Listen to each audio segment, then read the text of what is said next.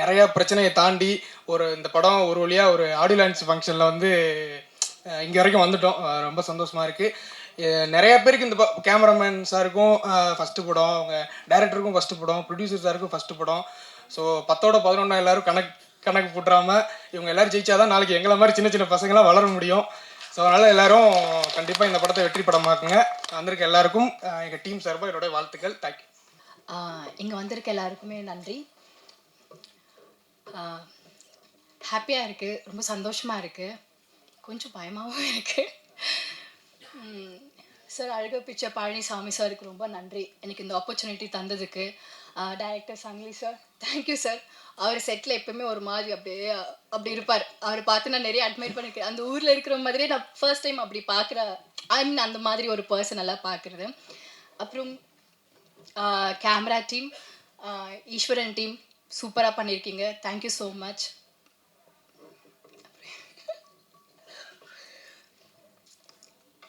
Dinesh sir, executive producer, thank you sir, thank you so much.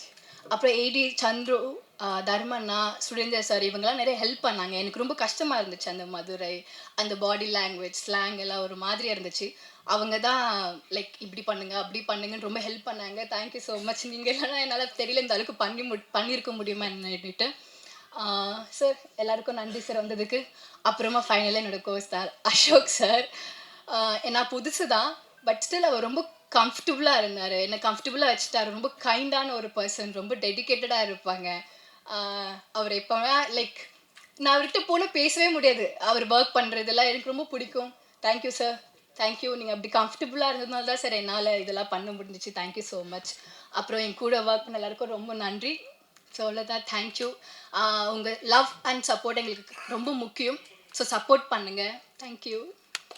மேடையில் வீட்டிற்கும் ஜாபாவான்களுக்கும், மேடையில் முன் அமர்ந்திருக்கும் நண்பர்களுக்கும், ஊடக பத்திரிகை நண்பர்களுக்கும் என் முதற்கண் வணக்கத்தை தெரிவிச்சுக்கிறேன். நான் கலைத்துறைக்கு 28 வருஷம் முடிஞ்சு 29 வருஷம் ஆரம்பிக்க இந்த காலகட்டத்தில் கிட்டத்தட்ட 250க்கும் மேற்பட்ட படங்களை நடிச்சிருக்கேன். சூப்பர் ஸ்டார், உலக நாயகன் விஜய் சார், அஜித் சார், இப்படி தமிழில் மகேஷ் பாபு சார், சிரஞ்சீவி சார், இப்படி எல்லா நடிகர்களோடவும், தெலுங்கில் மோகன்லால், மம்முட்டி சார், இப்படி எல்லா ஹீரோக்களோடவும், மலையாளத்தில் இப்போ லேட்டஸ்ட்டாக ரிஷப் செட்டி சார் கன்னடத்தில், இப்படி ஏகப்பட்ட ஹீரோக்கள் கூட சவுத் இந்தியா ஃபுல்லாக எல்லா லாங்குவேஜ்லையும் நடிச்சிருக்கேன். இந்த 250 படத்தில் பாதிக்கும் மேற்பட்ட படங்கள் புதுமுகங்கள், அறிமுகமாகிற படங்களில் நான் நடிச்சிருக்கேன். அதில் நிறைய சிறு தயாரிப்பாளர்கள் தயாரித்த படங்களில் நான் நடிச்சிருக்கேன். அப்படி புதுமுகங்கள் நடிக்கிற படங்களில் புதுமுகமாக வர ஹீரோக்கள் எல்லா கலையும், நடிப்பு, நடனம், சண்டை பயிற்சி, இப்படி சினிமாவுக்காகவே நடிப்புக்காகவே எல்லாத்தையும் கற்றுக்கிட்டு வர்றது வெகு சில ஹீரோக்கள் தான் சொல்லணும். அப்படி எல்லாத்தையும் கற்றுக்கிட்டு வந்த விஷால் சார் அறிமுகமான செல்லமை படத்தில் ஒரு கேரக்டரில் நான் நடிச்சிருக்கேன். அதே மாதிரி நம்ம ரோஜா கூட்டம் படத்தில்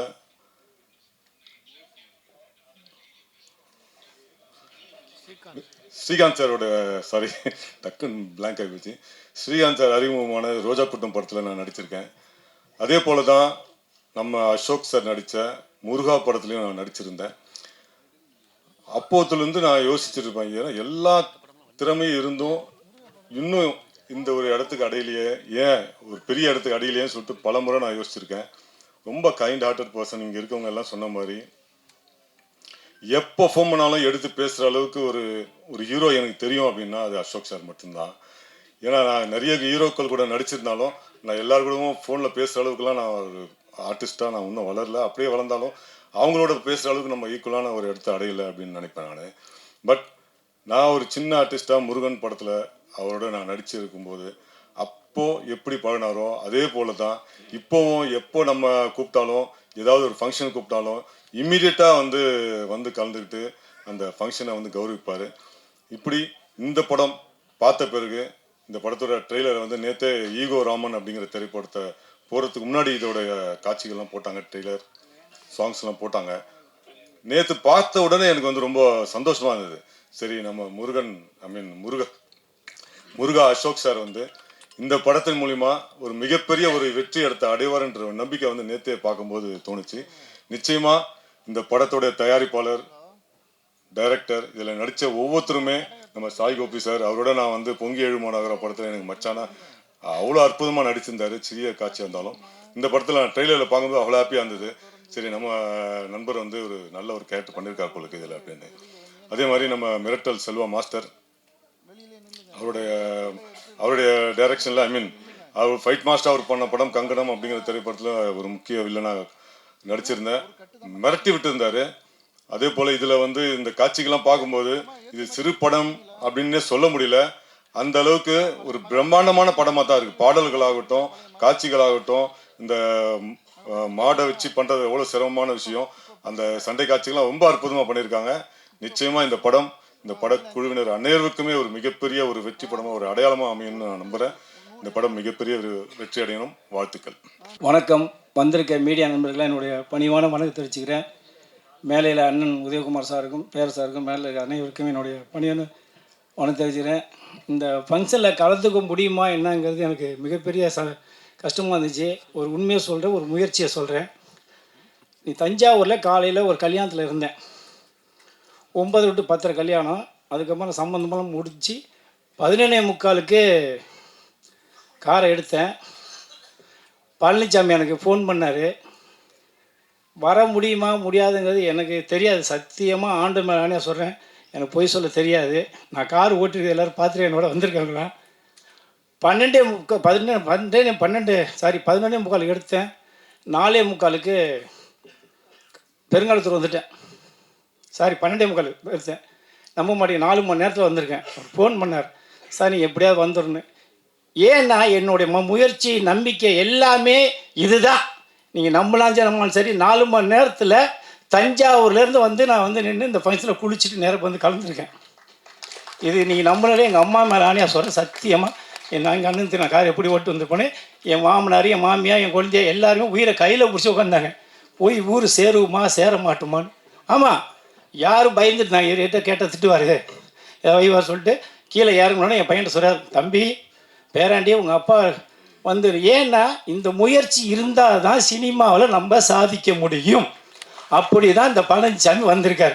2 வருஷமாக அந்த படத்தை எடுத்திருக்கார். எனக்கு இந்த படத்தை பார்க்கும்போது பருத்தி வீரங்கிற ஞாபகம் தான் வந்துச்சு. அப்படியே தம்பி அசோக் வந்து கார்த்தி மாதிரியே அந்த கையிலே கட்டின்னு டான்ஸ் ஆடும்போது எனக்கு அதுதான் அப்படி மைண்டில் ஓடிச்சு. அது ஆர் உதயகுமார் சார் தெளிவாக சொல்லுவார், பேர் சொல்லுவார். ஏன்னா ஒவ்வொருத்தவங்களும் சினிமாவில் ஏமாத்தாமல் வந்தீங்கன்னா, நீங்கள் ஆர் உதயகுமார் சார் வரலாம், பேர சார் மாரி வரலாம், ஏன் சூப்பர் ஸ்டார் மாரி வரலாம். இன்றைக்கி ஒன்றும் இல்லை, நீ முதலமைச்சர் இப்போ யாருன்னு நீங்கள் பார்த்துங்க. அந்த சொன்னது நான் மட்டும்தான். அரசியல் பேசக்கூடாது, இருந்தாலும் நம்மளால் போட்டு சிஎம் சார் நன்றின்னு. மார்ச் 27 இதே மீடியாவில் நான் தான் சொன்னேன், தமிழ்நாட்டில் யாருமே தனித்து ஆட்சி அமைக்க முடியாது, கூட்டணி ஆட்சி தான் வரும் அப்படி சொன்னேன். அதேமாரி விஜய் 100 சீட்டு வருவார், யார் வேணுமாலும் எழுதி வச்சுன்னு சொன்னேன். என்னெல்லாம் கிண்டல் பண்ணாங்க, இவர் ஏதோ சும்மா சொல்கிறாருன்னு. 108 சீட்டு வந்தார், ஜெயிச்சார், நீ சிஎம் இருக்காருன்னா. இதுதான் முயற்சி, இதுதான் நம்பிக்கை. யார் இன்றைக்கி 108 பேரில் 107 பேர் யாருன்னே தெரியாது. யார் எம்எல்ஏ வருவோமா, எம்பியா வருமா, அத்தனை பேர் ஒரு கனவுல ஜெயிச்சிட்டாருல்ல. அதேமாரி சினிமாவில் நீங்கள் வாங்க, பழனிசாமி மாரி தம்பி சங்கிலி பாப்பா ரொம்ப கஷ்டப்பட்டு எடுத்துருக்காரு அந்த படத்தை. எல்லோரும் போய் தேட்டரில் பாருங்கள். ஏன்னு கேட்டால் சினிமாங்கிறது யாரையுமே கைவிடாது. எனக்கு தெரிஞ்சு நான் பட்ட அனுபவத்தில் நான்லாம் கேட்காத ஆளே கிடையாது, நான் போகாத ஆளே கிடையாது, பார்க்காத ஆளே கிடையாது. எல்லாத்தையும் பார்த்து நீ சங்கம் ஆரம்பித்து நீ உங்கள்கிட்ட ஓப்பனாக பேசுகிறேன்னா எல்லாமே உண்மை, நேர்மை. ஜெயிக்கும் ஜெயிக்கும் ஜெயிக்கும், அதை மைண்டில் வச்சுங்க. இந்த படம் மிகப்பெரிய ஒன்றும் இல்லை. இந்த சன் டிவி கலாநிதிமாறன் எடுத்துங்க, ஒரு வார்த்தை சொல்கிறேன். அவர் எவ்வளோ கஷ்டப்படுத்த வந்திருக்காரு. நீங்கள் நினைக்கலாம் கலைஞர் பேரை, அவங்க பேரை, இவங்க பேரன்னு. சன் டிவி கலாநிதி மாற மாரி ஒரு கஷ்டப்பட்டு நான் 90 நான் அவருடைய கஷ்டத்தை நான் நேரடியாக பார்த்துருக்கேன். இதே முரசொலியில், இதே ஒரு கடையில் அங்கே முரசொலியில் அந்த பெயிண்ட் அடிக்கிறதுக்கு எவ்வளோ கஷ்டப்பட்டு இது பண்ணாருங்கிறதுலாம் தெரியும். அதுமாரி ஒவ்வொரு ஆளும் கஷ்டப்பட்டவங்க, ஒவ்வொருத்தரும் முயற்சி பண்ணி மேலே வாங்க.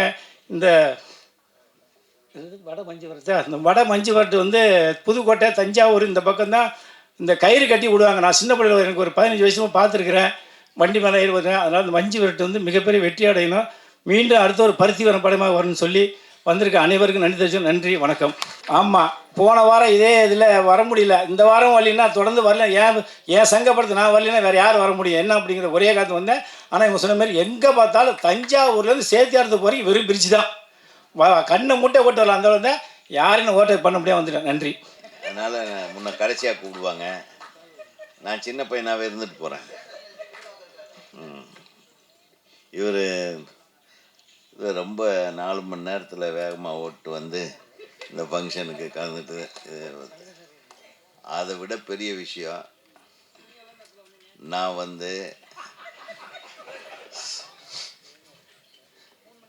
செயின்ட் ஜார்ஜ் கோட்டையிலிருந்து வர்றேன். இப்போ வர்றதுக்கு எவ்வளவு கஷ்டப்பட்டேன் தெரியுமா? சந்து சந்தா விட்டு நகரவே மாட்டேங்குது. இவர் ஸ்பீடில் வந்தார், நான் லோயஸ்ட் ஸ்பீடில் வர்றேன். வண்டிக்கு நகரவே மாட்டேங்குது, அவ்வளவு டிராஃபிக்கு. நாங்கள் பட்ட கஷ்டத்தை விடவா நீங்கள் பட்டீங்க?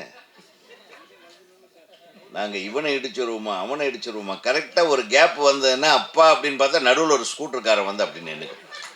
அவன் இப்படி போகிறானான்னு நம்ம டிரைவர் வண்டி ஓட்டினா கூட நம்ம உட்காந்துட்டு ஏன்டா இப்படி இப்படி சார் கொஞ்சம் சும்மா இருங்க சார், அவன் ஏதோ ஒரு பக்கம் போவான். அப்போ அவன் ஏதோ ஒரு சைடில் போன கடைசியில் தான் நம்மளுக்கு ஒரு வழி கிடைக்கும்.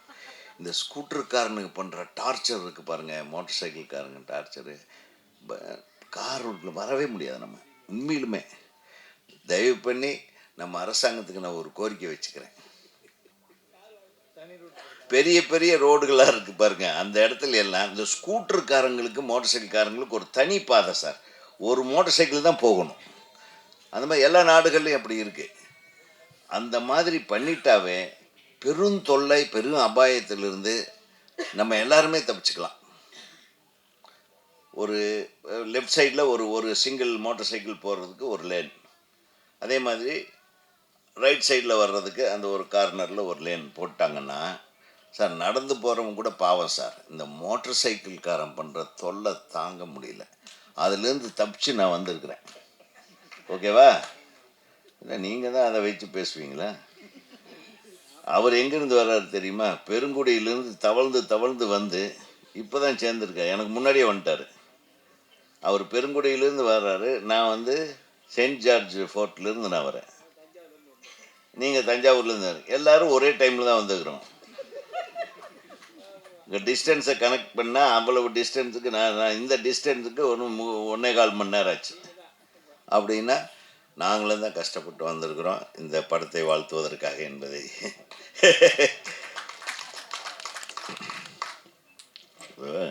கஷ்டப்படாமல் இந்த உலகத்தில் எதுவுமே கிடைக்காது. அப்படி கஷ்டப்பட்டு வந்தால் தான் ஒருத்தர் வாழ்த்த கூட முடியும். கஷ்டப்படாமல் எல்லாம் வந்து வாழ்த்த முடியாது. இப்போ சம்பத்ராஜ் சொன்ன மாதிரி அவர் வந்து எவ்வளோ வருஷம் வந்து ஒவ்வொரு காட்சிகளில் நடித்து ஒவ்வொரு சீனில் நடித்து அதை மற்றவங்களை இம்ப்ரெஸ் பண்ணி இன்றைக்கி சம்பத்ராஜ்னா எல்லாரும் சம்பத்ராம்னா இப்போ எல்லாரும் மைண்ட்லேயும் வர்ற அளவுக்கு அவர் இந்த அளவுக்கு வளர்ந்துருக்காருன்னா அவருடைய உழைப்பு வந்து ஒரு நாள் 2 நாள் இல்லை. பல படங்களில் காசு கூட கொடுத்துருக்க மாட்டாங்க, பல படங்களில் கை கொடுத்து அனுப்பியிருப்பாங்க. அதுதான் அவருக்கு சம்பளமாக இருந்திருக்கு. எனக்கு தெரியும் எவ்வளவு ஏமாற்றங்களை சந்தித்து வருவது தான் ஒரு வாழ்க்கையில் வெற்றி. அது பரவாயில்ல, கொடுத்துருப்பாங்க. இல்லை பொதுவாக சொல்கிறேன் நம்மளுடைய தகுதி என்ன, நம்மளுடைய உழைப்பு என்ன, அதுக்கு தகுந்த மாதிரி ஊதியம் கூட நிறைய பேர். ஏன்னா என்னை பொறுத்தவரையில் இந்த ஹீரோ அசோக் எடுத்துக்கிட்டிங்கன்னா கிட்டத்தட்ட ஒரு 10-12 வருஷமாக நான் ஃபாலோ பண்ணிகிட்ருக்கிற ஒரு நடிகர், மிகச்சிறந்த ஒரு நடிகர். அவர் எந்த கேரக்டரை கொடுத்தாலும் அழகாக பண்ணக்கூடிய, படித்த நடிப்பை படிச்சுக்கிட்டு வந்தவர். அவருக்கு ஒரு மிகப்பெரிய பிரேக்கு. அது எப்போ வரும்னு நான் ஒவ்வொரு தடவையும் நான் வந்து ஒவ்வொரு மேடையிலையும் சொல்கிறது உண்டு. நிச்சயமாக he deserves a very big hit. டெஃபினட்டாக. யாரோ சொன்னாங்க இங்கே வந்து ஒரு வெற்றிடம் இருக்குது. வெற்றிடமெல்லாம் இருக்குது இல்லைன்றதெல்லாம் விஷயம். எந்த இடத்துல போனாலும் நம்ம ஒரு வெற்றிடத்தை உருவாக்கி அதில் நம்ம வந்துடணும். வெற்றிடமே இருக்கக்கூடாது. வெற்றிடம்ன்றதெல்லாம் சும்மா போலித்தனமான வார்த்தை. அது எல்லாரும் இருக்கணும், எல்லாரும் நடிகர்களாகணும், எல்லாரும். ஏன்னா அப்படின்னு பார்த்தா புரட்சி தலைவர் எம்ஜிஆர் வந்து நான் வந்து ஜெமினி படம் சந்திரலேகாவில் ஒரு சீனில் ஒரு சிப்பாயாக நின்றுட்டுருப்பார். ஒரு சீனில் சிப்பாயாக நின்றுட்டுருப்பார்.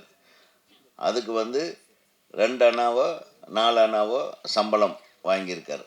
அந்த சம்பளத்தை வந்து அவர் மிக பெருமைய உயர்வான ஒரு சம்பளமாக நினச்சிக்கிறார். அதே பானுமதி அம்மா உள்ளே நடிச்சிட்டு இருக்கும்போது அவர் ஏவிஎம் சுவரை தாண்டி, இல்லை ஏவிஎம்ன்ற இந்த ஜெமினி வாசலில் அந்த சுவரை எம்பி பார்ப்பார். அங்கே பார்த்துட்டா நான் பானுமதி அம்மாவை பார்த்துட்டேன் அப்படின்னு கைத்தட்டி இருக்கிறார். ஸோ அவங்கெல்லாம் படாத கஷ்டமா? நடிகர்கள் இல்லை, எல்லாருமே கஷ்டப்பட்டால் தான் முன்னேற முடியும்.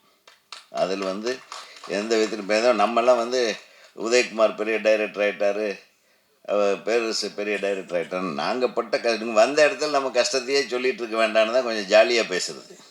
நம்ம கஷ்டத்தையெல்லாம் அவுத்து விட்டோம்லாம் போகும்போது எல்லோரும் கண்ணில் கண்ணீரோடு வெளியே போகும். சோகமாயிரும், ரொம்ப சோகமெல்லாம் இருக்குது. என் கூட வந்த ஒரு 10 இயக்குனர்கள் திரைப்படக் கல்லூரியில் 10 பேரில் 9 பேர் இயக்குனரே ஆகலை. அவங்க எல்லாம் என்னுடைய நெருங்கிய நண்பர்கள், என்னை விட அறிவாளிகள். ஸோ அறிவு, திறமை இதோடு சேர்த்து நிறைய நமக்கு என்ன வேணும்? அதிர்ஷ்டமும் வேணும். எல்லா இடத்துலையும் அதிர்ஷ்டம்தான் பேசு. கட்டம் நல்லா இருக்கணும், நமக்கு கேரக்டர் நல்லா இருக்கோ இல்லையோ, படத்தில் ஒரு கேரக்டர் நல்லா இருக்கோ இல்லையோ, இந்த படம் ஆரம்பித்த டைமு, அந்த தயாரிப்பாளர் பழனிசாமியோட கட்டம் நல்லா இருக்கணும், இந்த ஹீரோவோட கட்டம் பழனிசாமியோட கட்டத்துக்கு மேட்சிங்காக இருக்கணும், டைரக்டரோட கட்டம் இவங்க 2 பேர்த்தையும் கெடுக்காத ஒரு கட்டமாக இருக்கணும். ஸோ இதெல்லாம் தான் வந்து ஒரு நல்ல கட்டத்துக்கு உங்களை கொண்டு போகும் என்பது உண்மை. இது எல்லாரும் தான் படம் எடுக்கிறாங்க. இப்போ தான் சொல்லிகிட்டு இருந்தார், ஏகப்பட்ட படம் எடுக்கிறாங்க. ஒரு சில படத்தை உட்காந்து பார்க்க கூட முடியலன்னு ரொம்ப ஃபீல் பண்ணிகிட்டு இருந்தார்.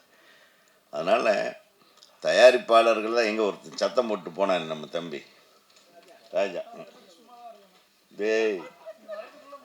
தயாரிப்பாளர்கள் தான் பெரிய ஆளுங்க, அதெல்லாம் சந்தேகமே இல்லை. முதல் ஆளுங்க தயாரிப்பாளர்கள் தான். ஆனால் சினிமா நிறைய தப்பான சினிமா எடுக்கிறது தயாரிப்பாளர்கள் தான். ஒருத்தர் உட்கார்ந்து படம் பார்க்குற மாதிரி எடுக்கணும்ல. ஒரு நல்ல கதையை கேட்கக்கூடிய ஒரு தயாரிப்பாளராக இருக்கணும். ஒரு நல்ல கண்டென்ட்டை படம் எடுக்கக்கூடிய தயாரிப்பாளர்கள் தான் தோற்று போயிட்டா வருத்தப்படணுமே தவிர,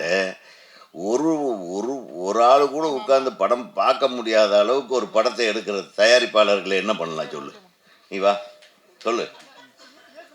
சும்மா சும்மா இயக்குனரையும் சேர்த்தான் சொல்கிறேன். நல்ல கண்டென்ட்டை கேட்டு நல்ல கண்டென்ட்டை நல்லா எடுக்கக்கூடிய இயக்குனர்கிட்ட கொடுக்கணும். நீ அப்போ தான் நீ சிறந்த தயாரிப்பாளர். நீ ஆமாம், ஏன் நீ செய்யலை? செய். இப்போ எத்தனை பாரு, எங்கள் சங்கத்துக்கு வா, கிட்டத்தட்ட 3000 டைரக்டர் இருக்காங்க. வா கேளு.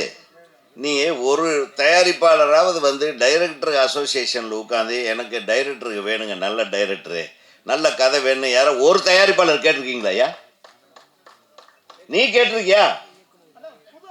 அதெல்லாம் என்ன புது ஆளுகளுக்கு? நீ பெரிய உருவாக்கு, முதல்ல நீ நல்ல ஆளா உருவாகையா, அதுக்கப்புறம்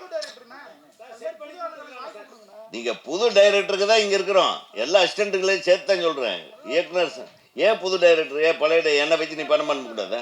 ஏன் எனக்கு படம் பண்ண தெரியாதா? வா நீ. ஏன் நான் படம் பண்ண மாட்டேனா? நீ ஒரு கோடி ரூபாய் எடுத்து வா. நான் 1 கோடி ரூபாய்க்குள்ளே எவ்வளோ நாளில் படம் எடுக்கணும்னு சொல்லுவேன். நான் ஒரு கதையை சொல்கிறேன், அதை எடுத்து தர்றேன். வா. உனக்கு பயம், நீ வந்து அடுத்தவனை மிரட்டி நீ பெரிய ஆளுன்னு காட்டுறதுக்கு ஒரு படத்தை எடுக்கணும்னு நினைப்பேன். அதல்ல, உன் படத்தினுடைய அதாவது அந்த கண்டென்ட்டும் அந்த படத்தை எடுக்கக்கூடிய விதமும் அந்த படத்தை பார்த்த உடனே மக்கள் பாராட்டுற இந்த விதமும் பார்த்து உனக்கு பேர் வரணுமே தவிர, இருக்கிறவங்களெல்லாம் அடிமைகள் மாதிரி நடத்தி நானும் தான் ஒரு படம் நான் சொன்னபடி எடு அப்படின்றது அல்ல படம். அதே மாதிரி டைரக்டருக்கும், டைரக்டர் ஒரு சிறந்த கதையை எடுத்து ஒரு நல்ல டைரக்டர்கிட்ட போய் ஒரு நல்ல கதையை கேளு, இல்லை ஒரு நல்ல கண்டென்ட் எடுத்து ஒரு நல்ல இந்த கண்டென்ட் இந்த டைரக்டர் பண்ணால் நல்லா இருக்கும்னா. எத்தனையோ பேர் டைரக்டர் இருக்காங்க இல்லையா? நீங்கள் பல படம் பார்த்துருக்கீங்கள? எந்த படத்தில் எந்த டைரக்டர் எந்த மாதிரியான கதையை சிறப்பாக பண்ணியிருக்காங்க, அந்த மாதிரி ஒரு டைரக்டரை தேடி வந்து பிடி.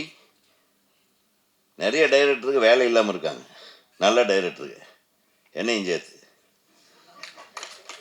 சும்மா எல்லாம் பேசக்கூடாது.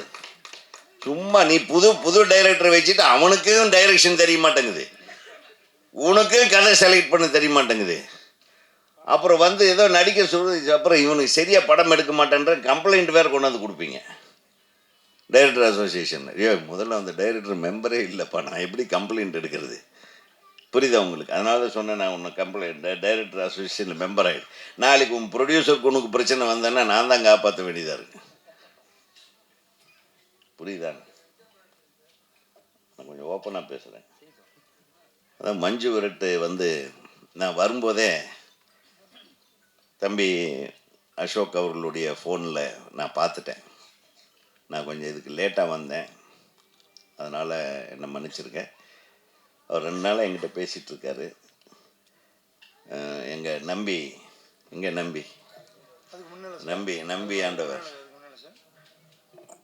அனைவருக்கும் வணக்கம். தமிழ்நாடு திரைப்பட இயக்குனர் சங்கம் சார்பாக இந்த வடமஞ்சு விரட்டு தயாரிப்பாளருக்கும் இயக்குனருக்கும் ஹீரோவுக்கும் பொன்னாடை போட்டுரும். அது போட்டுடல, நான் பேசிடுறேன்.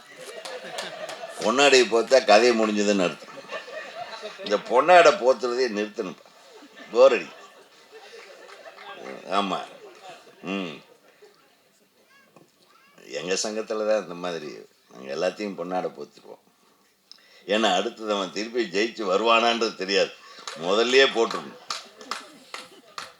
உலகத்தில் எவ்வளவு சிரமங்கள் இருக்குது பாருங்கள். அத்தனை சிரமங்களை தாண்டி ஒரு தயாரிப்பாளர் வந்து இந்த மாதிரி ஒரு படம் எடுக்க ரொம்ப கஷ்டம். ஏன்னா நான் ஒரு படம் எடுத்தேன், ராஜகுமாரன் ஒரு படம், நீங்கள் அதான் பார்த்தீங்களா இல்லையா? தானே ஆடி வரட்டும் மயிலக்காலே தேடி விரட்டி கொடியை கட்டட்டும் சூரன் அப்படின்னு ஒரு பாட்டு கூட எழுதிட்டு, அந்த அந்த மஞ்சு விரட்டு தான்.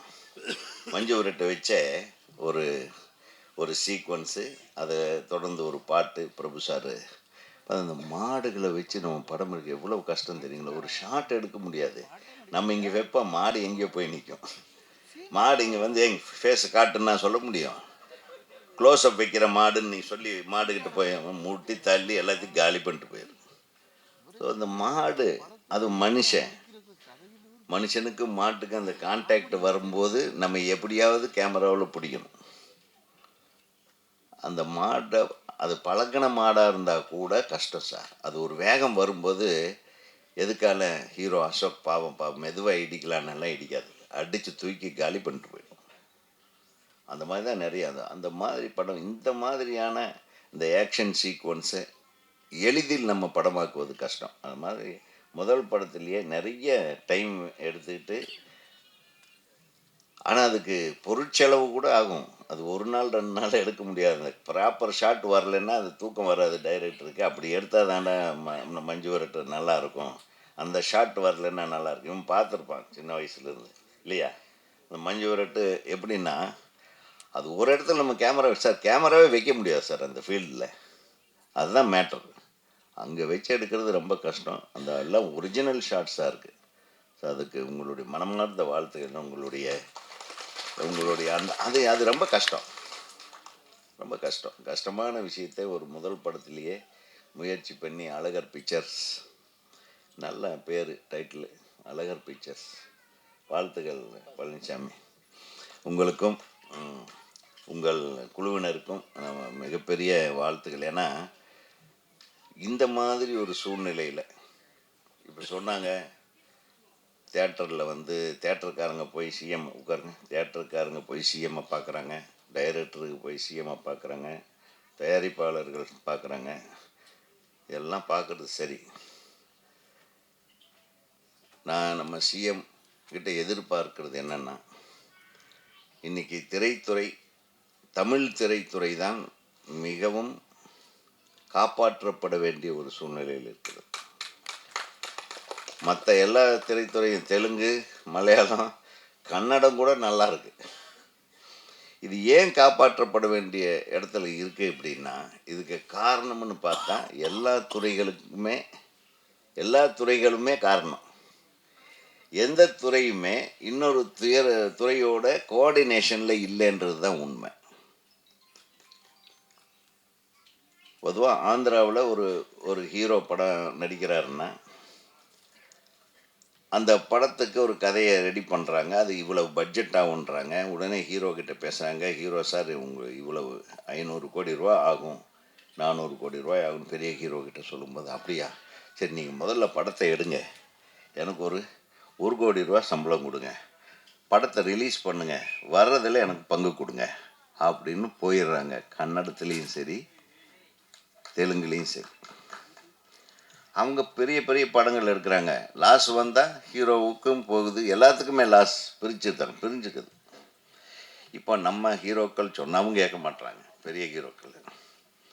நம்ம டைரக்டர்களை கரெக்டாக பிளான் பண்ணி படம் எடுங்கடான்னா அதுக்கு நம்ம ஆளுக்கு செட் ஆக மாட்டேன்ட்டாங்க. பிளான் பண்ணி படம் எடுக்கிற உதயகுமார் பேரரசுக்கு படமும் கொடுக்க மாட்டுறாங்க. பின்னாடி உட்காந்துட்டு தயாரிப்பாளர்கள் தான் நம்பர் 1, தயாரிப்பாளர் தான் நம்பர் 1 வேறு சொல்லிட்டு இருக்காங்க. நாங்கள் இல்லைன்னா சொன்னோம், நீங்கள் தான் நம்பர் 1 தயாரிப்பாளர். அதான் சொல்கிறேன், நான் என்னையும் சொல்றது, தயாரிப்பாளர் தான் நம்பர் 1. படத்தை உருவாக்குறதையும் சரி, படத்தை சொதப்புறதுலையும் சரி, அதில் எது நம்ம எந்த தயாரிப்பாளராக இருக்க விரும்புகிறோன்றது தான் நமக்கு முக்கியம். அதனால் அரசாங்கத்துக்கு நான் என்ன சொல்கிறேன்னா, தியேட்டருக்காரங்க போய் எனக்கு 250 ரூபா டிக்கெட்டை 350 ரூபாயா மாற்றுங்கன்னு கேட்போம். இயக்குநர்கள் சங்கத்திலிருந்து போய் எங்களுடைய கிரியேட்டர்களுக்கு ஒரு உத்தரவாதத்தை கொடுங்க அப்படின்னு கேட்போம். எழுத்தாளர்களுக்கு போய் எழுத்தாளர்களுக்கு உண்டான இது கரெக்டாக வரமாட்டேங்குது, எங்களுக்கு அதெல்லாம் அனுசரணையாக பண்ணுறதுக்கு ஏதாச்சும் ஒரு செயல் திட்டம் கொடுங்கன்னு கேட்போம். அதே மாதிரி நடிகர் சங்கத்தில் போய் எங்கள் நடிகர்கள் வாங்குகிற சம்பளத்தை நாங்கள் குறைச்சிக்கவே மாட்டோம், அது ஏங்க நடிகர்கள்கிட்ட மட்டும் சண்டை போடுறாங்க, அதுக்கு நீங்கள் குரல் கொடுக்கணும்னு கேட்பாங்க. ஆக மொத்தம் இருக்கிற குழப்பம் வேண்டான்னு நம்ம திரையுலகத்தினர் முதல்ல போய் எல்லாரும் நம்மளுடைய மனுவை கொடுத்தோம்னா அவர் மென்டல் ஆகிடுவார். அதனால தான் நாங்கள் இயக்குனர் சங்கத்தின் சார்பாக போய் எந்த கோரிக்கையும் இல்லை, நீங்கள் நல்லபடியாக ஒரு நல்லாட்சியை தர வேண்டும், அதற்கு நாங்கள் மனப்பூர்வமாக எல்லாரும் ஒத்துழைக்கிறோம் அப்படின்னு சொல்லிட்டு வந்தோம்.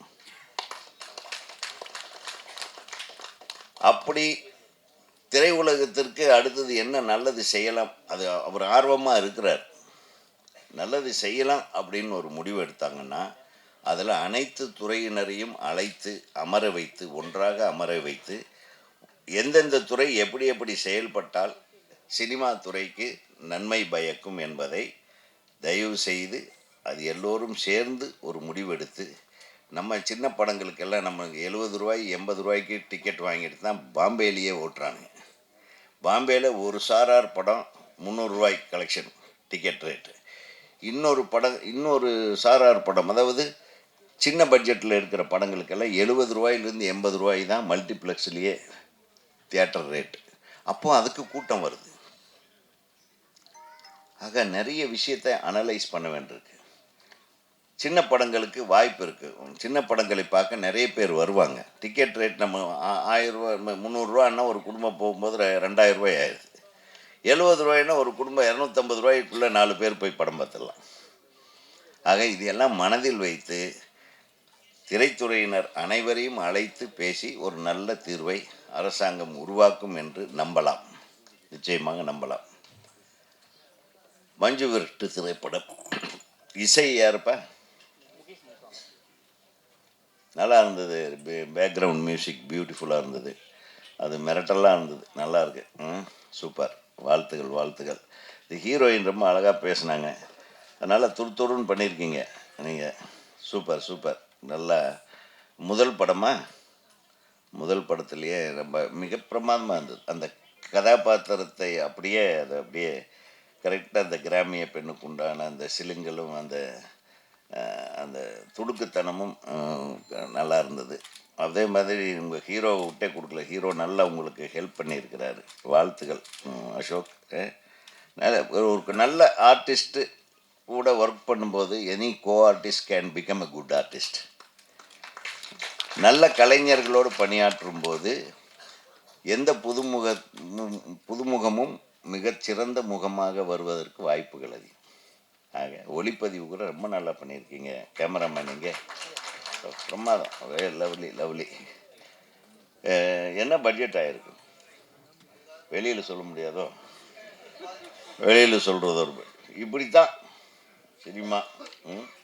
எந்த பட்ஜெட்டாக இருந்தாலும் இந்த பெரிய பிரம்மாண்டமான பட்ஜெட் படம் மாதிரி எடுத்திருக்கீங்க.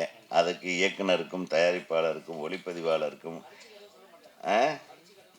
அது சொல்லவே வேண்டாம். கடைசியில் ஒரு நாள் வெளியே தெரிஞ்சிடும்ல, அப்போவே தெரியட்டும். இந்த திரைப்படம் மிகச்சிறப்பான திரைப்படமாக இருக்க வேண்டும். இது வெற்றி பெற எனது மனமார்ந்த வாழ்த்துக்களை தமிழ்நாடு திரைப்பட இயக்குனர்கள் சங்கத்தின் சார்பாக நான் தெரிவித்துக்கொண்டு, என் அன்புக்குரிய பிரியத்திற்குரிய பத்திரிகை ஊடக நண்பர்கள் எல்லாம் நிறைய பத்திரிகைகள் இப்போல்லாம் ஃபோட்டோவை போடுறதே இல்லை. ஃபோட்டோவை போட்டு இந்த படப்பிடிப்பு நடக்குது, அந்த படம் ஏதோ ஒரு நிறைய ஃபோட்டோஸ் அனுப்புங்கப்பா. ஃபோட்டோஸ் அனுப்பிச்சா போட்டுகிட்டே இருப்பாங்க. அவங்க ஒவ்வொரு வாரமும் ஃபோட்டோவை அவங்க தேடுறதுக்கு ஆள் பிடிக்க வேண்டியதாக இருக்குது. அதனால் இந்த ஃபோட்டோவே பேப்பர் பார்க்குறேன் நான். பேப்பரில் சரியாகவே ஃபோட்டோவே வர மாட்டேங்குது. ஒவ்வொரு ஃபோட்டோவுக்கும் ஒரு கதையை போடுவீங்க. அதெல்லாம் எங்கே போச்சு சாமி? அதெல்லாம் திருப்பி கொண்டு வாங்க. சினிமாவை காப்பாற்றுங்க, உங்கள் கையில் தான் இருக்குது. அதே மாதிரி இந்த படத்தை மிகச்சிறந்த படமாக்க, மிக வெற்றி படமாக அமைய உங்களுடைய ஒத்துழைப்பு தர வேண்டும் என்று கூறி நன்றி கூறி விடைபெறுகிறேன். நன்றி. மேடையில் அமர்ந்த அனைவருக்கும், தயாரிப்பாளர்கள், இயக்குனர்கள், சக நடிகர்கள், தொழில்நுட்ப கலைஞர்கள், நண்பர்கள், அதே போல் மேடையில் இடம் கம்மியாக இருக்கிறதுனால பட் அதே மாதிரி ஆடியன்ஸ்லேயே உட்காந்து இந்த விழாவை கௌரவித்த அனைத்து நல்ல உள்ளங்கள், நமக்கு ஆசீர்வாதம் பண்ண வந்த அத்தனை நல்ல உள்ளங்களுக்கும், ப்ரெஸ் மீடியா ஃப்ரெட்டர்னிட்டியிலேருந்து ஊடக நண்பர்கள், குடும்பத்தினர் அனைவருக்கும் மனமார்ந்த நன்றி, மனமார்ந்த வணக்கங்கள். Thank you for being here. I think ஒரு ஃபேமிலி ஃபங்க்ஷன் மாதிரி இருக்குது. இவ்வளோ சீனியர்ஸ் எல்லாம் வந்து மனசால் வாழ்த்தி ஒரு ஊக்கம் கொடுக்கும்போது அதை கேட்டுகிட்டே இருக்கிறதுல இன்னும் ஒரு மகிழ்ச்சி இருக்குது. And thanks to all the seniors. இப்போ ஆர்வி உதயகுமார் சரோ, இல்லை Perarasu sir, all the other senior, Sampathram sir சொன்ன மாதிரி முருகா படத்துலேருந்து we have been working together. ஒரு ஃபேமிலியாக சேர்ந்து இருக்கிற ஒரு அழகான மகிழ்ச்சியான ஒரு தருணம். Thank you to one and all for being here and blessing us. Thank you. இந்த தருணத்தில் ஆக்சுவலி இந்த இன்விடேஷன் கார்டில் இன்னொருத்தரோட பேர் இருந்துச்சு. பட் அவர் இன்னைக்கு நம்ம கூட ஃபிசிக்கலி இல்லை. திரு கே ராஜன் ஐயா அவர்கள். அவர் பேரே என் ஃபோனில் ப்ரொடியூசர் போல்ட் ராஜன் சார் அப்படி தான் நான் சேவ் பண்ணி வச்சுருக்கேன். பிந்தாஸாக போல்டாக மனசில் இருக்கிறது டிரான்ஸ்பரண்ட்டாக வந்து பேசுவார். அது சில பேருக்கு பிடிக்கும், சில பேருக்கு பிடிக்காது. But the best thing is அதெல்லாம் நம்ம வீட்டில் இருக்கிற தாத்தா மாதிரி. தாத்தா வந்து நம்மளை திட்டினாருனாலும் நல்ல எண்ணத்தில் நம்ம நல்லா இருக்கணுங்கிற எண்ணத்தில் திட்டுவார். ஐ திங்க் பட் சடன்லி ஒரு நாள் அந்த தாத்தா இல்லைன்னு சொல்கிறப்ப ஒரு சின்ன சென்ஸ் ஆஃப் எம்டினஸ் இருக்கும். அந்த எம்டினஸ் நம்ம எல்லாருமே as a film fraternity genuinely feel பண்ணுறோம். We miss you Rajan sir. And அவரோட மறைவு எந்த விதத்தில் நடந்துச்சோ that only teachers us one thing, that லைஃப்பில் நம்ம எதை நோக்கி ஓடுறோன்னு கூட தெரியாமல் ஓடிக்கிட்டு இருக்கோம். சம்டைம்ஸ் அந்த சக்ஸஸா இல்லை இந்த காசா பணமா மகிழ்ச்சி சந்தோஷம் எங்கே இருக்குன்னு தெரியாமல் ஓடிட்டு இருக்கோம். The only thing that we got to do is just நல்லதை நினைப்போம், நல்லதை செய்வோம், நல்லா இருப்போம். I think let us not hurt anybody. At the end of the day maximum live and let live and spread love. Next நிறைய இருக்கிறதுக்கு மனசால பேசுகிறப்ப ஐ திங்க் ஒரு ஃப்ளோவாக நிறைய போகும். கொஞ்சம் லென்த் ஆஃப் தி ஸ்பீச்சை குறைக்க பார்த்துக்கிறேன். வடம் மஞ்சு விரட்டு. இந்த படம் எனக்கு ஒரு புது அனுபவமாக இருந்துச்சு, ஒரு புது எக்ஸ்பீரியன்ஸ். பிகாஸ் மஞ்சு விரட்டுன்னு ஒரு விளையாட்டு, ஒரு வீர விளையாட்டு இருக்குங்கிற விஷயம் எனக்கு இதுக்கு முன்னாடியே தெரியல. ஜல்லிக்கட்டு நம்ம எல்லாருமே கேள்விப்பட்டிருக்கோம். மஞ்சு விரட்டுன்னு வந்து இயக்குனர் திரு சங்கிலி அவர்கள் வந்து எனக்கு வந்து நரேட் பண்ண வரப்ப, அண்ட் அவரை பேச கூப்பிட்டா தெரியும், குடு குடு குடு குடு குடு குடுன்னு பேசுவார். அது எப்படி அவர் பேசின வார்த்தையெல்லாம் உங்களுக்கு புரிஞ்சிச்சுனான்னு நான் முதல்ல உங்களை வார்ன் பண்ணிடுறேன். ஓடுவார். அப்போ அவர் கதை சொல்லும்போது நம்ம வேற நடுவில் பிரேக்கும் அடிக்கக்கூடாதா? சரிண்ணா, மாடு, உண்மைண்ணா, மாமா மின்னல் தான் பேசி. But there was one thing, எனக்கு ஒரு புது வாழ்வியலை, ஒரு புது அனுபவத்தை அனுபவிக்க கொடுத்த அந்த வாய்ப்புக்கு நான் சங்கிலி சருக்கு நன்றி. ஏன்னா இது ஃபர்ஸ்ட் ஆஃப் ஆல் அந்த சங்கிலி சர்கிட்ட எனக்கு இன்ட்ரடியூஸ் பண்ணது இந்த படத்தோட எக்ஸிக்யூட்டிவ் ப்ரொடியூசர் தினேஷ் அண்ணன். அவருக்கு மனமார்ந்த நன்றி. Because it was through him that எனக்கு இந்த டீமே அறிமுகமாச்சு. அண்ட் இயக்குனர் பற்றி சொல்லும்போது இயக்குனரோட ஒரு படையினால தான் இது ஃப்ராங்க்லி ஸ்க்ரீனில் இன்னைக்கு இந்த படம் பிரதிபலிச்சிருக்கு. To the entire team of assistant directors, that is Surender sir, Dharma sir, Chandru sir, Peter sir, Jaya அண்ணா, everybody. I mean, they've stood by to make this film what it is today. And நடுவில் சொல்லும்போது யூனோ சம்டைம்ஸ் ஒரு ஒரு ஒரு எழுத்தாளர் வேணும்னா ஒரு புக்கை வெளியிட்டுடலாம், ஒரு ஆக்டர் ஸ்டேஜ் ட்ராமா தியேட்டர்லாம் பண்ணிடலாம்.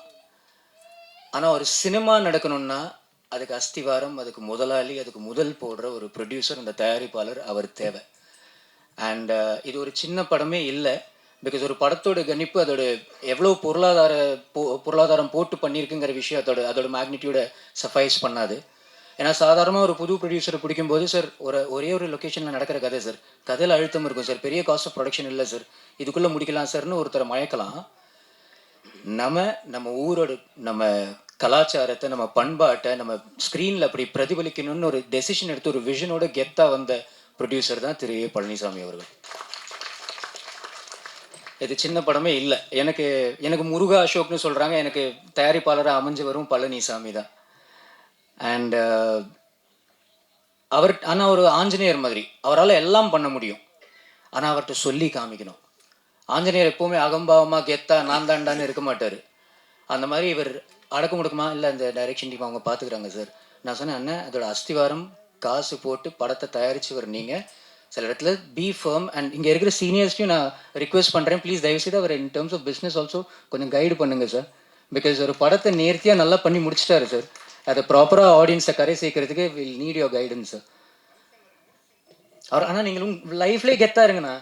இன்னைக்கு ஐ திங்க் நீங்கள் ஜாதி பற்றி பேசல, பட் எனக்கு தெரியும் நீங்கள் முத்தரையரோட அந்த லீனேஜில் வரீங்க. அவரை பற்றி வரலாறு நம்ம அவரை படிக்கும்போது அவரெல்லாம் ஒரு வெற்றிக்கு முன்னாடியே பட்டாபிஷேகம் பண்ணி கெத்தா போகிறவர். நீங்கள் ஜெயிப்பீங்கண்ணா, நீங்கள் நல்லா இருப்பீங்க, உங்கள் கூட நம்ம இருப்போம். நீங்கள் நல்லா பயணிக்கணும், வில் பி டுகெதர். நெக்ஸ்ட் இந்த I'll go a little fast. இந்த படத்தோட தொழில்நுட்ப கலைஞர்கள், விழாவோட நாயகன் முகேஷ் முனுசாமி.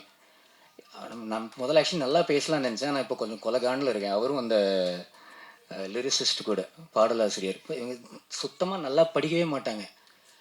10ஆம் கிளாஸு 10 அட்டெம்ப்ட்டு, 12ஆம் கிளாஸு 12 அட்டெம்ப்ட். அதனால தான் நான் ஸ்கூலில் படிக்கிற போது எனக்கு அசோக் அண்ணன் தெரியும், நான் பிடிச்சிருக்கு, என் ஃபேனு, ஏதோ என் வயசை கூட்டுற மாதிரி. படிக்கவே மாட்டாங்க, யங் தத்தி பசங்க. படிப்பு தலையில் ஏறாதுன்னா ஒருத்தர் இசையமைப்பாளராக வந்துட்டார், ஒருத்தர் பாடலாசிரியராக வந்துட்டார். But jokes abort, Mukesh fantabulous music நண்பா, காட் பிளஸ் யூ. ஏன்னா ஒரு கதைக்களம் அமைஞ்சு அந்த ஊர் அந்த சவுண்ட்ஸை பாடுபடுவார். நம்ம நைட்டெல்லாம் பேசுவோன்னா அந்த லைவ் சவுண்டுக்கு, அந்த இன்ஸ்ட்ருமெண்ட்டுக்கு, இந்த ட்ரெய்லரில் இப்போ இந்த மூமெண்ட்டில் கொடுத்தாங்க, இதுக்குள்ள டெட்லைன் கூட ஒர்க் பண்ண ஜெனுவின்லி நல்லா பாடுபடுவார், நல்லா பாட்டு பாடுவார். இந்த ஒப்பாரி பாடல் அவர் சொன்னது இட்ஸ் அ பியூட்டிஃபுல் சாங் இந்த ஃபிலிம். அதெல்லாம் புதுமையாக இருக்கும். ஆஸ் இன் ரசிகர்களுக்கு திரையில் அவர் சொன்ன மாதிரி ஒரு மாடோடு கடைசி ஊர்வலம். எனக்கு கதை சொல்கிறப்பே பண்ணலாம்டா மொதல் சீனா அப்படி வந்து சொன்னார். இதெல்லாம் அனுபவிக்கிறதுக்கு ஒரு முருகா படத்தில் வழுக்கு முறையெல்லாம் ஏறினேன். ஜென்மத்தில் நான் வளர்ந்த ஊரில் அவர் வளர்ந்த சூழலில் எனக்கு இதெல்லாம் அமையவே இல்லை. சினிமாவில் இருக்கிற மேஜிக்கே அதுதான், சில விஷயங்களை பியூட்டிஃபுல்லாக நம்ம எக்ஸ்பீரியன்ஸ் பண்ண கிடைக்குது. So hats off to Mukesh. And ஒருத்தர் என்னதான் எழுதினாரும் அதை திரையில் பிரதிபலிக்கணும்னா அவரோட கண்ணு. இந்த படம் மாடு பற்றின என் பிகெஸ்ட் நண்பன் இந்த படத்தில் இந்த படத்தோட ஹீரோவே அந்த பட்டாணிங்கிற மாடு தான். படத்தில் அவன் பேர் சூர்யா. சூர்யா ஒரு மாடுபிடி வீரன், அவனோட ட்ரெயினர் தான் நான். அப்போ நந்தி வச்சு ஒரு படம் எடுக்கும்போது நந்தி இருக்கணும்னா சிவனும் இருப்பார், சிவனுக்கு இன்னொரு பேர் ஈஸ்வர். ஈஸ்வர் தான் இந்த படத்தோட கேமராமேன். அண்ட் அவரோட மூணாவது கண்ணுனா ஈஸ்வரன் எவ்வளோ உக்ரமாக எவ்வளோ ரௌத்ரமாக இருப்பார். அவரோட 3 கண் have literally been Eswar, Jones and Yuvraj and the entire cinematography team. You have done magic much on screen. God bless you guys. And well, actually நம்ம ஊர்லேருந்து எல்லாருமே வந்திருக்காங்க. நம்ம இந்த விழா ஏதோ சென்னையில் நடக்கிற மாதிரி தெரியல, நம்ம எல்லாருமே அங்கிட்டு வந்திருக்கலாம். தேங்க்யூ எல்லாருமே, நேரில் உங்களோட சப்போர்ட்டும், அந்த பஞ்சாயத்து தலைவர் எல்லாருமே, மாவட்டம், யாரோட பேர் நான் யாரோடும் பேர் வேறு மிஸ் பண்ணிடக்கூடாதுன்னு தோணுது. நமக்கு சோறு போட்ட மகாபிரபு சார், நம்ம முத்தண்ணன் இதில் காப்பா நடிச்சிருந்தாரு, ராஜேந்திரன் அண்ணன். I think there are so many இந்த ஊரில் நமக்கு கூட நின்று. ஐ திங்க் இந்த படத்தில் த பெட்டர் திங் இஸ் இந்த கேரக்டர்ஸ்க்கு இப்போ நமோ நாராயண் சார்லாம் ஒரு ரெக்கக்னைஸ்ட் வில்லனாக இருக்கார். நமக்கு ஓரளவுக்கு தெரிஞ்ச முகமாக இருக்கும். இதெல்லாம் தாண்டி அந்த அந்த மண்ணோட வாசனையை பியூட்டிஃபுல்லாக பிரதிபலிக்கிற அந்த ஊர் மொழியை பேசுகிறவங்க, அங்கே இருக்கிற தியேட்டர் ஆக்டர்ஸும் சரி, அங்கே இருக்கிற மக்கள் சரி, அந்த அந்த பியூரிட்டி, அந்த இன்னசென்ஸ் இருக்குல்ல, அது ஸ்க்ரீனில் பியூட்டிஃபுல்லாக அவங்கெல்லாம் சேர்ந்து நடிச்சதுனால இந்த இந்த திரையில் பிரதிபலிக்கும். இந்த படத்தில் ஒரு டைலாக் இன்ஃபேக்ட் ட்ரெய்லரோட எண்டில் சொல்லியிருப்போம். அது ஸ்பாட்டில் வந்த, நான் என்ன ஒரு மாடுபிடி வீரர்கள் கூட பழகும்போது வந்த ஒரு டைலாக் தான். ஒன்று வெற்றி, இல்லை வீர மரணம். நான் சொன்னேன், என்ன வாழ்க்கையோட வாழுறாங்க இவங்க, என்ன மைண்ட் செட்டிலடா இருக்காங்க இவங்க, அவங்களோட ரத்தத்தில் ஊறி இருக்கு இந்த விளையாட்டு. இந்த விளையாட்டு பற்றி எப்படி எனக்கு அறியாமல் இருந்துச்சோ, ஜல்லிக்கட்டு மட்டும் பிரபலமாக இருந்ததோ, மஞ்சு விரட்டுலேயே வெவ்வேறு வெரைட்டிஸ் இருக்குது. ஒன்று ஓப்பன் லேண்டில் அப்படியே ஓட விட்டுருவாங்க, ஒன்று வட்டத்தை போட்டு, அதான் வட மஞ்சு விரட்டு. இது எனக்கு எவ்வளோ பியூட்டிஃபுல்லாக இருந்துச்சோ, ஐ திங்க் இந்த விஷயத்தை நீங்கள் திரையில் பார்க்கும்போது அது ஒரு பிரமிப்பாக இருக்கும். வாங்க, நம்ம ஊருக்கு வாங்க, இந்த விளையாட்டை ரசிங்க. நான் யாரோடாச்சும் பேர் சொல்ல மறந்துட்டேன்னா தயவுசெய்து என்னை மன்னிச்சிருங்க, ஏற்கனவே நான் லென்த்தாக வேறு பேசிட்டேன்னு தோணுது. பட் ப்ளீஸ், உங்களுடைய அன்பு ஆதரவு என்றென்றும் நம்ம கூட இருக்கணும். Please keep blessing as. Heroine யார்? சாரி மச்சான், யாழினி. யாழினி எஸ் பாருங்க, இதான் எடுத்து கொடுக்குறாரு. சூப்பர்ண்ணா, தேங்க்ஸ்ண்ணா. Yazhini has been a wonderful co-star. I think நீங்கள் பார்த்துருக்கீங்க ஸ்க்ரீன்லேயும் அந்த ட்ரெய்லரில் சில கிளிம்சஸ் வரும்போது கூட, she has expressive eyes and she's a wonderful person also to work with. I wish you a wonderful future ahead, Gana. God bless you, ma. Makeup நமக்கு பண்ணது ரோஹிணி. அவன் ஐ திங்க் அந்த கிராமத்தில் நான் அவ்வளோ அந்த லுக்கில் அழகாக இருக்கேன்னா அதுக்கு தேங்க்ஸ் டு ரோஹிணி. அண்ட் கலையரசன்னா என் நண்பன் பாண்டி.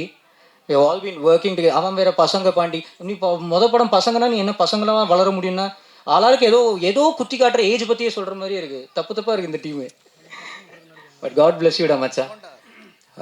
மிரட்டல் செல்வா என்ன நம்ம படத்தோட fight master. It was so nice working with him. And சண்டேல சட்டை கிளியே தான் செய்யும், கொஞ்சம் ரத்தம் கித்தெல்லாம் வந்துச்சு. பட் அந்த ஜோஷில் அந்த அவர் the kind of vibe that he brings on location was amazing. அவருக்கும் அத்தனை ஃபைட்டர்ஸ்க்கும் மனமார்ந்த நன்றி. That's about it's. பேரரசு சாரோட பேச்சை கேட்கறதுக்கு நம்ம எல்லாரும் அவளோட காத்துக்கிட்டு இருக்கோம். And thank you so much. Cool சுரேஷ்ண்ணா. இல்லை மிஷ்கின் சார் மாதிரி கண்ணாடியை போட்டுட்டு ரொம்ப இருட்டாக தெரியுதுன்னு யோசித்தேன். Thank you for being here. Thanks to every one. மனமார்ந்த நன்றி. வடமஞ்சு விரட்டு கூடிய சீக்கிரமாக திரையில் வரும். அப்போ உங்களை அனைவரையும் தியேட்டர்ஸில் சந்திக்கிறதுக்கு அவளோட காத்துக்கிட்டு இருக்கோம். மனமார்ந்த நன்றி for being here. Love you. கைதட்டிய கவிதை அவர்கள் ரசிகர்களுக்கெல்லாம் நன்றி. கூல் சுரேஷுக்கு போட்டியா ஆளை கூட்டுட்டான்னு நினைக்கிறேன். அடுத்து நம்மளும் கொஞ்சம் ஆள் சேர்த்துக்கணும். ஆமாம், அசோக் சார் சும்மா வந்தால் பத்தாது, கற்றுக்குங்க, ஆளை கூட்டு வரும் நம்மளும், இல்லாட்டோ சரி வராதுன்னு நினைக்கிறேன்.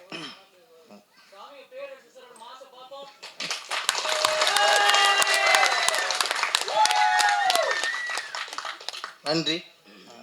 இது கேட்டு வாங்க வேண்டியிருக்கு.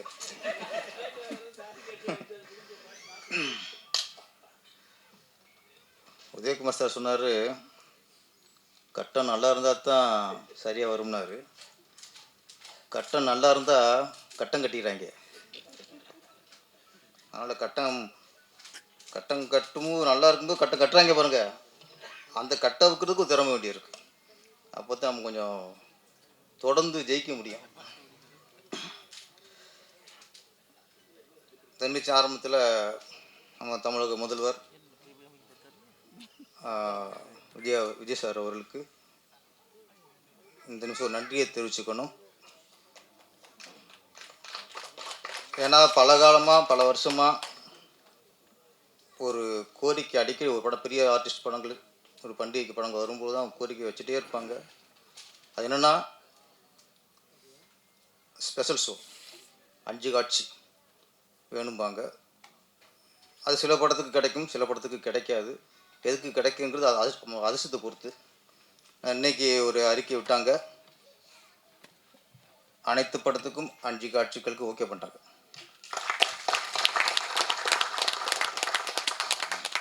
பண்டிகை நாட்களில் எந்த படம் வந்தாலும் சரி 5 காட்சிக்கு ஓகேன்ட்டு இன்றைக்கி அரசாங்கம் அறிக்கை விட்டுருச்சு. அதே மாதிரி சனி ஞாயிறு 5 காட்சிகள். சின்ன சின்ன பண்டிகைகள், உள்ளூர் பண்டிகைகள் வந்தாலும் அந்த ஏரியாக்குள்ளே 5 காட்சிகள் போட்டுக்கலாங்கிற முதல் முறையாக நம்ம சினிமாவுக்கு ஒரு விடிவு காலம் பிறந்திருக்கு. அதுக்கு முதல்ல விஜய் சாருக்கு நன்றி. நிறைய கோரிக்கைகள்லாம் இருக்குது. 5 காட்சி நீங்கள் அது அப்புறம் நீங்கள் எல்லாத்துக்கும் குறைக்கிட்ட சார். விஜய் சார் விட்டுருங்க சார். எல்லாத்துக்கும் குறை ஒன்று சொன்னால் உடனே சின்ன திட்டு தர மாட்டேங்க, அது பண்ண முடியும். இப்போ நல்ல விஷயம் நடந்துருக்குல்ல. ஒரு படம் ரிலீஸ் ஆகும்போதும் கெஞ்சிக்கு இருக்கணும், ஸ்பெஷல் ஷோ கொடுங்க, 9 மணி காட்சி கொடுங்கன்ட்டு. இப்போ அது இல்லை, ஓகே பண்ணிட்டாரு. ஆமாம், அது திருப்பி அவராக சொல்லி நல்ல படம் நல்லா எடுக்கணும்ட்டு. ஓகே, இப்போதைக்கு இந்த இதுக்கு விஜய் சாருக்கு நம்ம ஒரு தேங்க்ஸ் சொல்லிக்கிறோம். இதுக்கு மட்டும் சொன்ன மாதிரி எல்லா கோரிக்கையும் வச்சோம்னா தலை சுற்றிடும் அவருக்கு. ஏகப்பட்ட சுத்தல் இருக்குது. இப்போது எல்லாம் கிளியர் ஆகட்டும், எல்லாம் கொஞ்சம் ஸ்டடியாக உட்காரட்டும். முதல்ல இப்போ தான் அமைச்சர் வந்துருக்கலாம், உட்காரட்டும். அந்த அடிப்படையில் தான் இயக்குனர் சங்கமே நீங்கள் முதல்ல ஸ்டடியாக உட்காந்து நல்லாச்சு பண்ணுங்க. அதுக்கப்புறம் கோரிக்கை இருக்குது, அப்புறம் சொல்கிறோம் இருக்கோம். டைம் பார்த்து போய் சொல்லிடுவோம். வடம் மஞ்சு விரட்டு. வடம் வடம் மஞ்சு விரட்டு. இந்த வடம்ங்கிற வார்த்தை 2 இடத்துல வரும். அந்த தேர்களுக்கு கட்டுவாங்கள கயிறு, அந்த கயிறுக்கு தேரில் கட்டுற கயிறுக்கு தான் வடம். அப்புறம் கேணி கயிறு, ஆட்டுக்கயிறு, மற்றெல்லாம் கயிறு தான். ஆமாம், அந்த தேருக்கு கட்டுற கயிறு தான் நம்ம அதுக்கு ஒரு மரியாதை நிமித்தமாக அதுக்கு வடம்னு சொல்லுவோம். அதற்கடுத்து வடம்ங்கிற வார்த்தை இந்த மாட்டுக்கு கட்டுற கயிறு தான். அப்போ அந்த மாடு எங்கே வைக்கிறோம்? தேருக்கு நிகராக வைக்கிறோம். அதான் வடம் மஞ்சு விரட்டு. இந்த மஞ்சு விரட்டுங்கிறது 2 இருக்குது. மஞ்சு விரட்டு, ஜல்லிக்கட்டு இருக்குது. ஊரில் அந்த மஞ்சு இருக்கும், கத்தாழையில் இது பண்ணி ஒரு மஞ்சு அந்த மஞ்சு கட்டுவாங்க. மஞ்சு கட்டி மாட்டை வெட்டி வரதான் மஞ்சு விரட்டு. ஜல்லிக்கட்டுங்கிறது அப்போ சொல்லுவாங்களே, ஜல்லிக்காசும்பாங்கள்ல, ஜல்லிக்காசுக்கு பிரயோஜனம் இல்லாமப்பாங்கள்ல. அப்போ ஜல்லிக்காசு, அந்த ஜல்லிக்காசை துண்டில் கட்டி மாட்டில் கட்டுவாங்க. அதை அடக்கி அந்த ஜல்லிக்காசை யார் வின் பண்ணுறாங்களோ அவங்கள அது போய் சேர்ந்துடும், துண்டை வைக்கிற மாதிரி. அதனால தான் அதுக்கு பேர் ஜல்லிக்கட்டு. இந்த மாதிரி மஞ்சு விரட்டு, ஜல்லிக்கட்டுக்கெலாம் ஒரு காரணம் இருக்குது. இது வடம் மஞ்சு விரட்டுங்கிறது இது கொஞ்சம் இது இல்லைன்னா இதில் ஆபத்து கம்மி. மாடு அது இஷ்டத்துக்கு போகாது. அந்த வடத்தோட கண்ட்ரோலில் முதல்ல இருக்கும். அதுக்குள்ளே போட்டு வச்சு அது அடக்கிறது. இது கொஞ்சம் ஜல்லிக்கட்டு மஞ்சு விரட்டோட வட மஞ்சு விரட்டுங்கிறது கொஞ்சம் பாதுகாப்பான மஞ்சு விரட்டு தான் இந்த வடம் மஞ்சு விரட்டு. இது எந்த படத்தையும் காட்டும் இல்லை, ஜல்லிக்கட்டு காட்டியிருக்காங்க. வடம் மஞ்சு விரட்டுங்கிறது முதல் முறையாக நம்ம தமிழ் திரைப்படத்தில் காட்டின நம்ம இயக்குனர் சங்கிலி அவருக்கு பாராட்டுக்கள். அப்புறம் அந்த படத்தோட இசையமைப்பாளர் முகேஷ் முனுசாமி சார். பாட்டு எல்லாம் சூப்பர் சார். நல்ல ஒரு நேட்டிவிட்டியாக இந்த கதைக்கு ஏற்ற மாதிரி பாடல்கள். அதில் ஒன்று சொன்னார் அவர், ஒப்பாரி பாட்டுன்னு சொல்லுவாங்க. எல்லா டேட்டும் கேட்டுப்போம். அம்மா இறந்து போச்சு, ஒரு ஒப்பாரி சாங் சார். அப்பா இறந்து போயிட்டார், கிராம மக்கள்லாம் சேர்ந்து ஒப்பாரி வைக்கிற மாதிரி பாட்டு. இந்த சுச்சுவேஷன் சொல்லுவாங்க. ஆனால் மாடு செத்து போச்சு, ஒரு ஒப்பாரி பாட்டுன்னா அது இருந்தாலும் என்னன்னு மியூசிக் என்ன பண்ணுவார், என்ன ஃபீல் ஆகும்? என்னன்னா கிராமங்களில் நிறைய குடும்பங்களில் பெத்த பிள்ளையை விட, பெத்த அப்பா அம்மாவை விட மாடை நேசிப்பார்கள், மாட்டின் மீது பாசம் காட்டுவார்கள். சில அம்மாலாம் குளத்துக்குள்ள குளிப்பாட்ட மாட்டாங்க, அதுவாக குளத்துல குளித்து அதுவாக குளிச்சுட்டு போகிறாங்க. சில பெண்கள் மாட்டு டீல் குளிப்பாட்டுவாங்க, குழந்தை மாதிரி குளிப்பாட்டுவாங்க. குடும்ப உறுப்பினர் மாதிரி இருப்பார் மாடு. இன்னொன்று இந்த ஒப்பாரிக்கு சொல்கிறேன். ஒரு அப்போ 300 ஏக்கர் 400 ஏக்கர் அப்படின்னு பல கோடிக்கு சொத்து சேர்த்து வைப்பான் பிள்ளைகளுக்கு. அந்த அப்பா செத்து போயிட்டா அந்த அப்பனுக்கு யாரும் சமாதி கட்டுறதில்ல, மிஷினில் எரிச்சிட்டாங்க இப்போ. ஆனால் கிராமங்களில் குழந்த மாதிரி வளர்த்த ஒரு மாடு செத்து போச்சுன்னா அந்த தோட்டத்துலேயே மாட்டுக்கு சமாதி கட்டுவாங்க. செத்த அப்பனுக்கு சமாதி கட்ட காலத்தில் மாட்டுக்கு சமாதி கட்டி அதுக்கு இறந்த நாள் இருக்கு, அந்த இறந்த நாளுக்கு அது மாலையெல்லாம் போட்டு கும்பிடுவாங்க. அது கிராமத்து கல்ச்சர் தான். ஆடு மாடு கோழி மனிதர்கள் எல்லாம் ஒன்றா பழகுனது தான் அந்த கிராமத்து கலாச்சாரம்.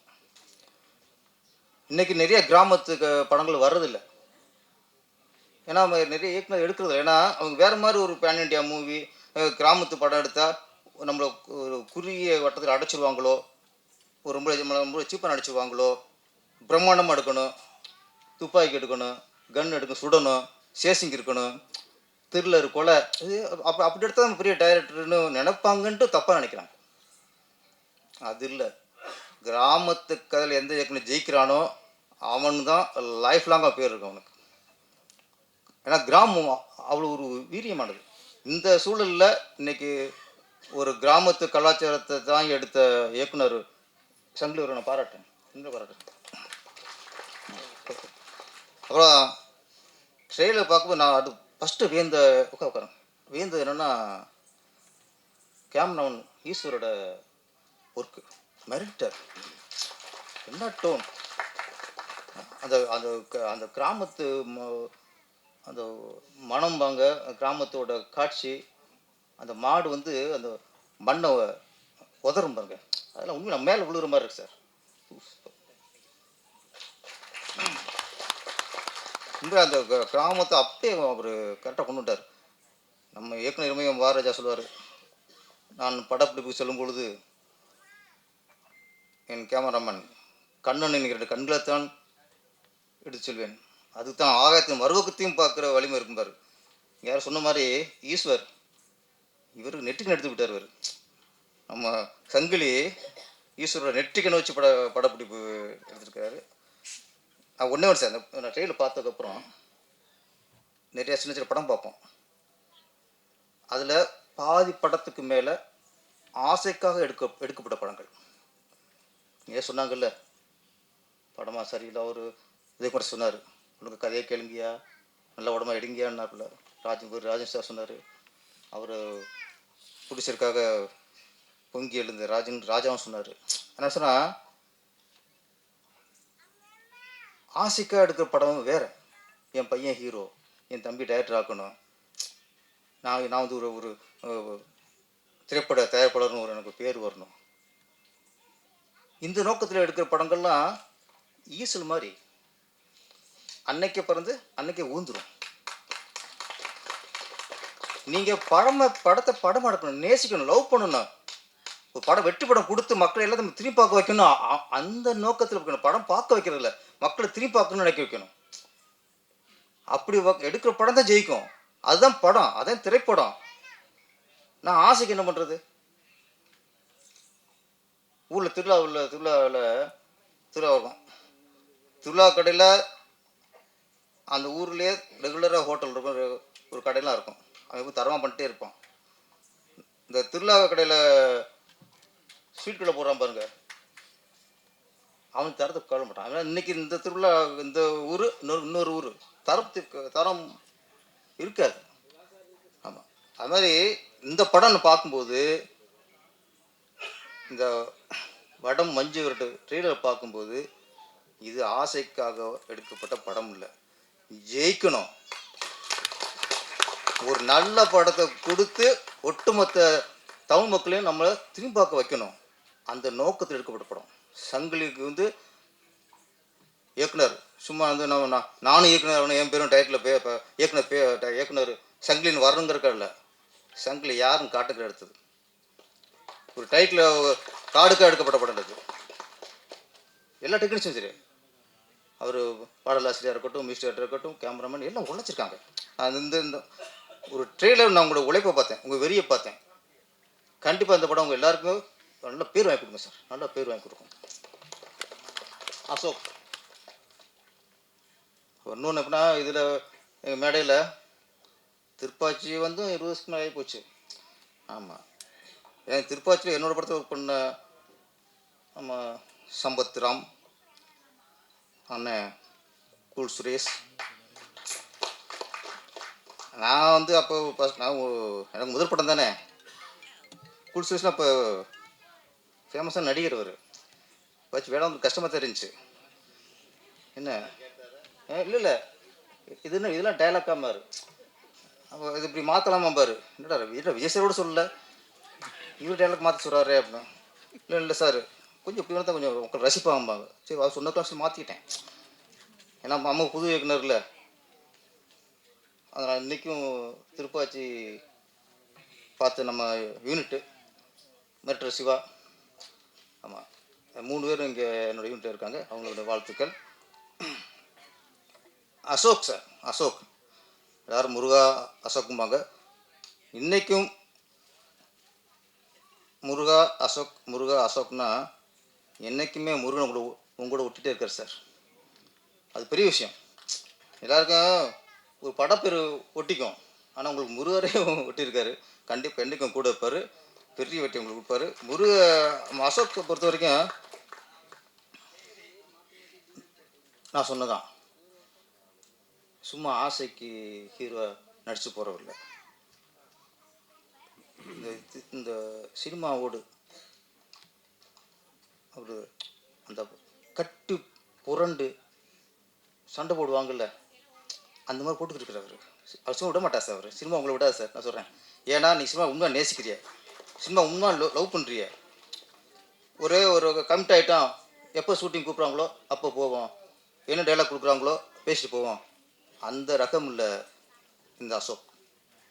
இன்வால்வ் ஆவார், இதில் என்ன பண்ணலாம் கேட்பாரு. அது அந்த இன்வால்வ்மெண்ட் இருக்குன்னு சார்.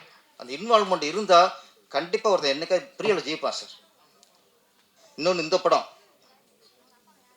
கிராமத்து சூழலை, கிராமத்து மனத்தோடு இந்த படம் எடுத்துருக்காங்க. என்னைக்கு ஒரு ஹீரோக்கு வந்து யார் முதல்ல எப்படின்னா புரட்சித்தலைவர் எம்ஜிஆர் அவர்கள் ஆரம்பத்தில் நிறைய படம் பண்ணாலும் மதுரை வீரன் அப்படிங்கிற அந்த கிராமத்து மனத்தோடு கிராமத்து கலாச்சாரத்தோடு எடுத்த படம் தான் அவரை சூப்பர் ஸ்டாரை முதல்ல அஸ்திரம் உட்கார வச்சது. அது மாதிரி சிவாஜி கணேசன் சார், நடிகர் சிவாஜி கணேசன் நிறைய படம் பண்ணார். ஆனால் பட்டி தொட்டில் தியேட்டருக்கு வண்டி எட்டிட்டு வந்து பார்த்த படம்னா பட்டிக்கடை பட்டணமா, வண்டியில் தான் இறங்குவாங்க எல்லாம். அங்கே முதல்ல சைக்கிள் நிற்கும், அந்த படத்துக்கு வண்டி கட்டி இறங்குவாங்க. சிவகுமார் சார் நிறைய படம் பண்ணார். ஆனால் இன்றைக்கும் அவருக்கு பெரிய அடையாளங்கிறது ரோஜாபுர ஓகேக்காரி கிராமத்து படம். சூப்பர் ஸ்டார் ரஜினிகாந்த் அவர்கள் ஆரம்பத்தில் நிறைய படம் பண்ணார். அன்னொரு ஆலயம், அன்புக்கு நானிடம் நிறைய பண்ணியிருந்தார். ஆனால் அவருக்கு சூப்பர் ஸ்டாருங்கிற ஒரு அந்த தகுதியை கொடுத்த படம் முரட்டுக்காலை. அதே மாதிரி கமலஹாசன் அவர்கள் எங்கள் ஊரில் முதல்ல கமலஹாசன் அவர் படத்துக்கு வந்து இதே மாதிரி வண்டி கட்டி வந்து இறங்கி பார்த்த படம் சகலகலா வல்லவன். விஜய் சார் கில்லி, உங்களுக்கு சிட்டியில் நடக்கிற கதையாக இருந்தால் கூட அந்த கபடி கபடி கபடி கபடி கபடிங்கிறது கிராமத்து விளையாட்டு. அந்த கிராமத்து விளையாட்டு தான் அதுக்கு வந்து அந்த படத்தோட களமே தான். அந்த கில்லி வந்து பட்டி தொட்டலாம் பட்டை கிளப்பிச்சு. அஜித் சார் வீரம் கொண்டு அந்த அடுத்த மக்கள் கொண்டு சேர்த்துச்சு. சூர்யா சார் பார்த்தா சிங்கம், கார்த்திக் சார் பார்த்தா பருத்திவீரன். இன்னைக்கு பருத்திவீரன் நடிக்கிறதுக்கு ஒரு படம் வரல, ஒத்துக்கணும். அப்போ ஒரு ஹீரோ வந்து நீங்கள் கோட் சூட்டு போட்டு கன் எடுத்துகிட்டு சுட்டா மட்டும் ஹீரோ இல்லை. நீங்கள் கிராமத்தில் இறங்கி பண்ணணும், கிராமத்து கதையை பண்ணணும். ஒரு கிராமத்தை நான் நடித்து வெற்றி அடைஞ்சா தான் நீங்கள் தமிழ்நாட்டில் முழுமையான ஹீரோ. நான் ஃபேண்டசி ஹீரோ, நான் இதுக்கு பேன் இண்டியா மூவி பண்ணுறேன், கோட் தான் போடுவேன், ஷூ தான் போடுவேன், துப்பாக்கி தான் கையில் வச்சுக்கிருவேன்னா நீங்கள் முழுமையான ஹீரோ ஆக முடியாது. இன்றைக்கி எம்ஜிஆர்லேருந்து, சிவாஜிலேருந்து, ரஜினிலேருந்து, கமல்லேருந்து, விஜயிலேருந்து, அஜித்லேருந்து இன்ன வரைக்கும் உள்ள ஹீரோ வரைக்கும் கிராமத்தில் இறங்கி அடித்தா தான் முழுமையான ஹீரோ. அசோக் அவர்கள் வடம் மஞ்சு விரட்டு இந்த கிராமத்து கதையில் கிராமத்து நாயகனா ஒரு வீரமுள்ள இளைஞனா நடிச்சிருக்காரு. நீங்கள் கண்டிப்பாக இந்த படம் உங்களுக்கு பெரிய பெரிய அஸ்தத்தை கொடுக்கும். கேட்காமா கொஞ்சம் நீங்கள் எதிர்த்து பயமாக இருக்கு, கொஞ்சம் உட்காருங்க. கதாநாயகி யாழினி முருகன். இந்த அவங்களை பார்க்கும்போது அப்படியே எனக்கு விரும்பாண்டியில் அபிராமி பார்த்த மாதிரியே இருக்குது. ஆமாம், நல்லா நடிச்சிருந்தீங்க. அந்த ஆம்பளை சட்டை போட்டோடனே கரெக்டாக பக்கா அந்த கிராமத்து லுக்கு. எங்கள் ஊர்லாம் ஆம்பளை மாடு வளர்க்குறத விட பொம்பளைக்கு தான் அதிகம் மாடு வளர்ப்பாங்க. அவங்க தான் குளிப்பாட்டி எல்லாம் பண்ணுறது, அவங்க பராமரிக்கிறது எல்லாமே அவங்க தான். ஆம்பளை கரெக்டாக நேரம் இழுத்து கொண்டு ஜல்லிக்கட்டு விடுவாங்க. அதை பராமரிக்கிறது லேடிஸ் தான் கரெக்டாக. அதெல்லாம் நீங்கள் உங்களை பார்த்தோன்னே அதெல்லாம் எனக்கு ஞாபகம் வச்சு எங்களுக்கு பெரிய அளவில் எங்களுக்கு கிராமத்து கதையெல்லாம் கொஞ்சம் கிடைக்கல. நீங்கள் வந்திருக்கீங்க, நீங்களும் பெரிய அளவில் வெற்றி அடையணும். அடுத்து இந்த வடம் மஞ்சு விரட்டு மிகப்பெரிய வெற்றி அடைந்து இந்த படத்தின் தயாரிப்பாளர் பழனிசாமி. ஆமாம், அவரை பிடிச்சதுன்னா நம்மளை மாதிரி அதிகம் பேசல. அவர் வந்தார், வந்தவங்களுக்கு நன்றி சொல்லிட்டு உட்காந்துட்டார் அவர். ஆனால் இப்படி ஒரு கதை எடுத்து நல்லா தெரியும், இது நம்ம சின்ன படிச்சுட்டுன்னு நம்ம சொல்லிக்கலாம். ஆனால் படம் ட்ரெய்லர் பார்க்கும்போது எல்லாரும் பார்த்துருப்பீங்க, இது சின்ன பட்ஜெட்டே இல்லை. பொருளாதார ரீதியாக என்ன எவ்வளோ செலவு பண்ணுங்கிற பொறுத்துலாம் இங்கே பட்ஜெட்டில் தரம் பேசணும். இந்த படத்தோட தரம் பேசுது, ஒவ்வொரு ஃப்ரேம் தரம். பழனிசாமி இந்த படம் வெற்றி அடைந்து நீங்கள் தொடர்ந்து படம் பண்ணணும் சார். ஏன்னா எனக்கு தெரிஞ்ச விஷயம், உங்களை மாதிரி பிடிச்ச சொன்னாங்களே பிடிச்சன்னு, நீங்கள் உதயகுமார் சார், இவர் கரெக்டாக கதையை தேர்ந்தெடுத்துக்கார் சார், கரெக்டான இயக்குனர் தேர்ந்தெடுத்துக்கார் சார், கரெக்டான ஒரு பட்ஜெட்டில் பண்ணிக்காரு, கரெக்டான ஹீரோ தேர்ந்தெடுத்துக்காரு. என்னை பொறுத்த வரைக்கும் நம்ம மற்ற தயாரிப்புலாம் விட்டுருவோம், கண்ணுக்கு தெரிஞ்சு நல்ல தயாரிப்புறவங்களே அவ்வளோ பாராட்டுவோம், கண்ணுக்கு தெரிஞ்சு நல்ல மற்ற தயாரிப்பு விட்டுருவோம். இப்போ கண்ணு தெரிஞ்ச ஒரு நல்ல தயாரிப்பாளர், தரமான தயாரிப்பாளர் பழனிசாமி அவர்கள். வாழ்த்துக்கள், மிகப்பெரிய வெற்றி அடையணும், தொடர்ந்து வெற்றி அடைங்க. நன்றி, வணக்கம்.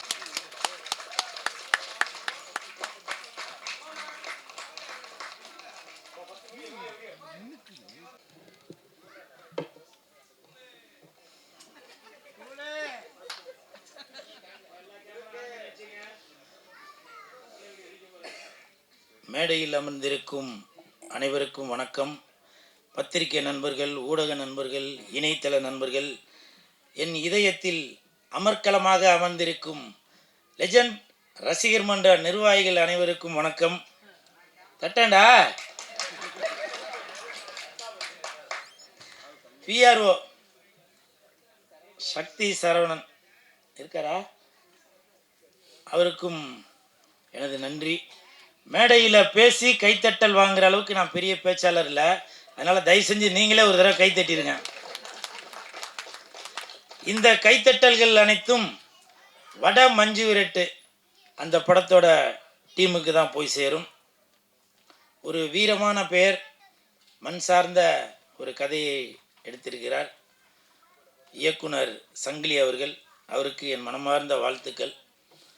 ஒரு வாரத்துக்கு முன்னாடி சங்கிலி அவர்கள் என்கிட்ட பேசும்போது சொன்னார், அண்ணே ஒரு சில ஆஃபீஸ்லாம் சொல்லி நான் அந்த இடத்துலலாம் ஆஃபீஸ் பாயாக வேலை பார்த்தேனே, அப்போ நீங்கள் ஆஃபீஸ்க்கு வருவீங்க, நான் உங்கள்கிட்டலாம் நல்லா பேசுவேன், எதனா சாப்பிட்றதுக்கு குடிக்கிறதுக்கு எதனா கொடுத்தா கூட வேணான்னு சொல்லுவீங்க, ஸோ ஷூட்டிங்கில் சாப்பாடு கொடுத்தா சாப்பிடுவோம், ஆஃபீஸில் வந்து வேணாம் அப்படின்னு சொல்லி நீங்கள் அன்போடு சொல்லுவீங்க, அதெல்லாம் நான் பார்த்துட்டு தான் இருந்தேன் அப்படின்னு சொல்லி சொன்னார். இந்த மாதிரி ஒரு கீழிடத்திலிருந்து உயர்ந்து வந்திருக்கிற இந்த மனிதனை வாழ்த்துவதற்கு வராமல் இருந்தால் கூல் சுரேஷ் எப்படி? ஏன்னா என்னுடைய தட்டுங்க என்னுடைய வளர்ச்சியை அப்போ இருந்து கண்காணிச்சுட்டு வந்த அவருக்கு என் மனமார்ந்த வாழ்த்துக்கள். அவருக்கு இயக்குனர் சங்கிலி அவர்களுக்கு ஒரு பரிசு தரணும் அப்படின்னு நினைக்கிறேன். சங்கிலி ப்ளீஸ்.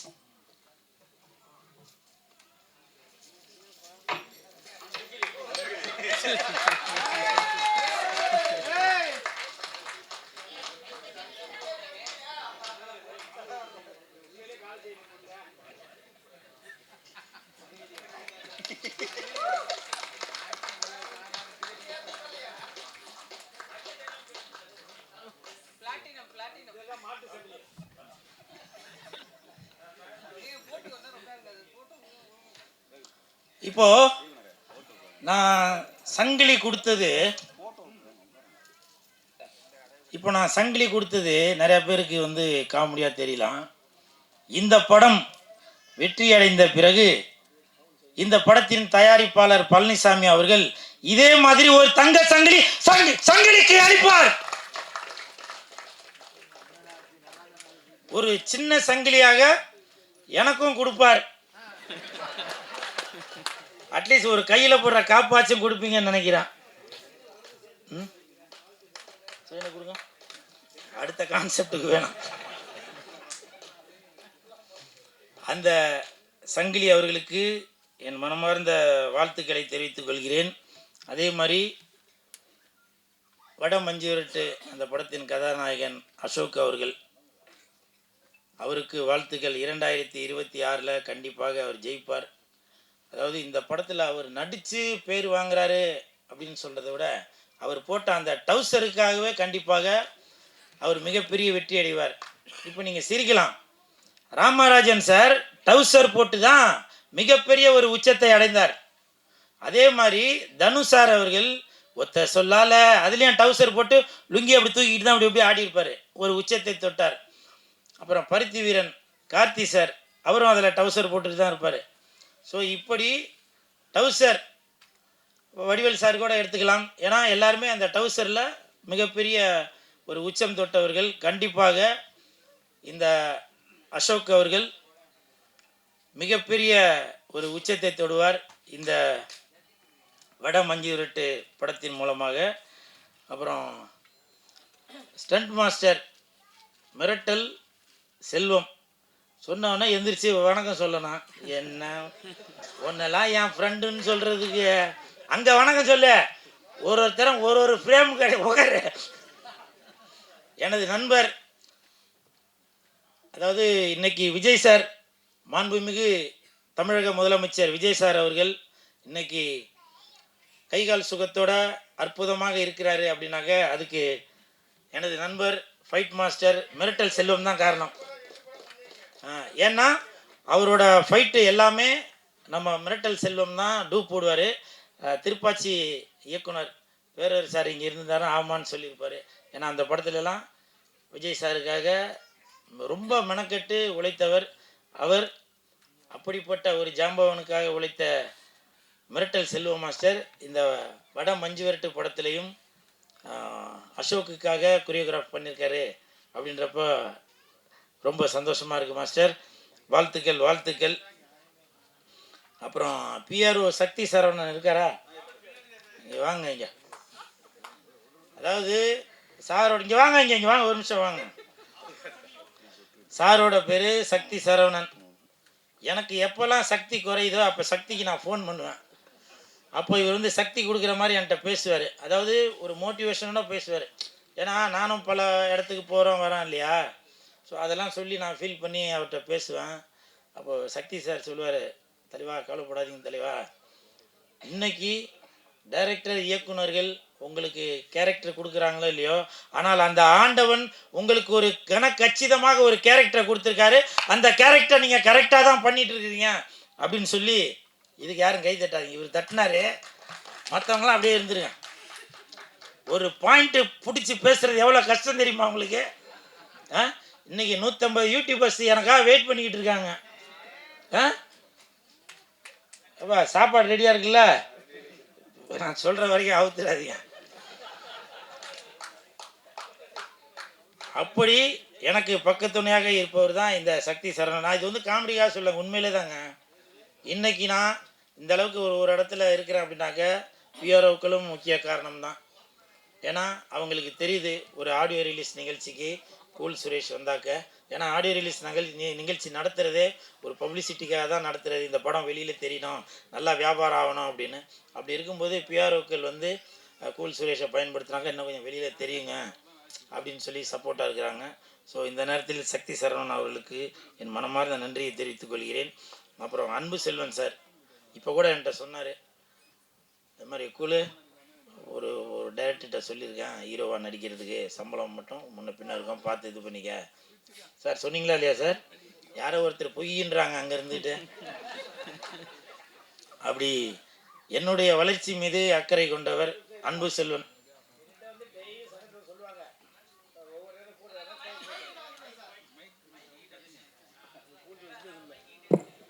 என்கிட்ட வந்து சொல்லுவாங்க சார், ஒரு நேரத்தில் 1,00,000 கேட்குறாரு, திடீர்னு 50,000 கேட்குறாரு, திடீர்னு 20,000 கேட்குறாருன்னு சொல்லுவாப்புல. நான் சொன்னேன், நான் இப்போ தான் சொன்னேன், சுரேஷ் எங்கள் சங்கத்தில் என்ன கொடுக்குறாங்களோ அதை கேட்டு நீ வாங்கிக்க. 50,000 கொடுத்தாலும் வாங்கிக்க, 5,000 கொடுத்தாலும் வாங்கிக்க, 1,00,000 கொடுத்தா வாங்கிக்க. ஆனால் யார்கிட்டையும் பார்க்கிங் பண்ணது அப்படின்னு ஓகேன்னு சொன்னாப்புல. இனி யார்கிட்டையும் பார்க்கிங் பண்ண மாட்டாப்புல. பண்ண மாட்டில்ல? பண்ணுவியா? பண்ண மாட்டேன்னு சொன்னால் தான் நான் சப்போர்ட் பண்ண முடியும். நீ பார்க்கிங் பண்ணால் நான் ஒன்றும் பண்ண முடியாது. இதே ஆடியோ இப்போ மைக்கில் சொல்ல வேண்டியதாக வேறு வழி கிடையாது. சாரி.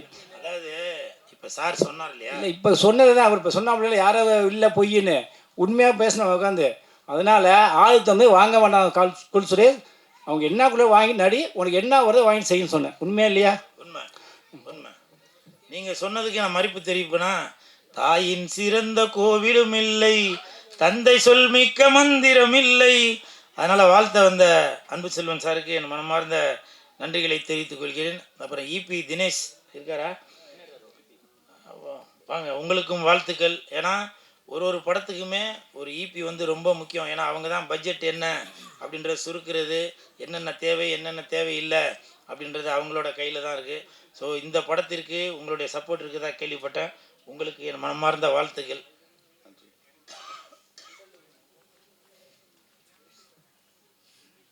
அப்புறம் இசையமைப்பாளர் எந்திரிச்சு வணக்கம் சொல்லுங்க. அவர்கிட்ட பேசியிருந்தீங்கன்னா என்னப்பா பிரயோஜனம்? சோறு போட்டாங்களா? இப்போ தெரியுதா? இசையமைப்பாளர் அவருக்கு என் மனமார்ந்த வாழ்த்துக்கள். ஆண்டனி தாஸ் ஒரு பாட்டு ஒன்று இதில் பாடியிருந்தார். அந்த பாட்டு நல்லா அருமையாக இருந்துச்சு. இனி வரும் அந்த மஞ்சு விரட்டு சம்பந்தப்பட்ட நிகழ்ச்சிகளில், ஜல்லிக்கட்டு நிகழ்ச்சிகளில் கண்டிப்பாக அந்த பாடல் எல்லா இடத்துலையும் ஒலிக்கப்படும். உங்களுக்கு என் மனமார்ந்த வாழ்த்துக்கள். அப்புறம் கேமராமேன், நான் பாரதி ராஜா சார் படத்தை பார்த்த மாதிரி ஒரு ஃபீல். அந்த நிலா பக்கத்தில் ஹீரோயினு, அப்படி ஹீரோ, இப்படி 2 பேரும் இப்படி இருக்கிறத நான் பார்த்தேன். நான் அந்த மாதிரி ஒரு ஷாட் ஒன்று இருந்துச்சு. உங்களுக்கு மனமார்ந்த வாழ்த்துக்கள்.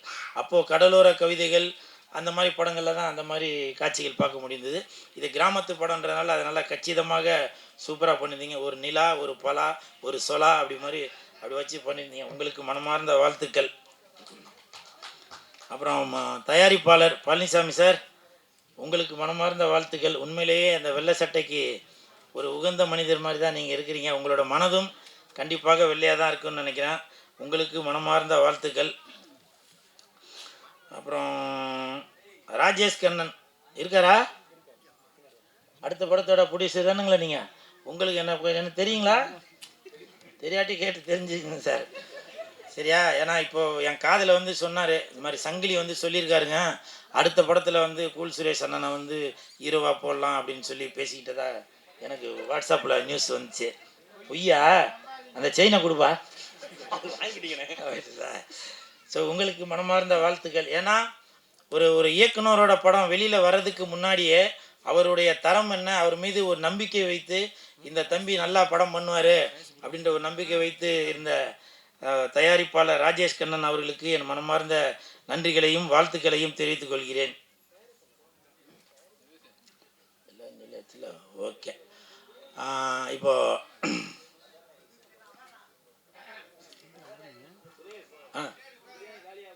வர இல்லை ஓகே.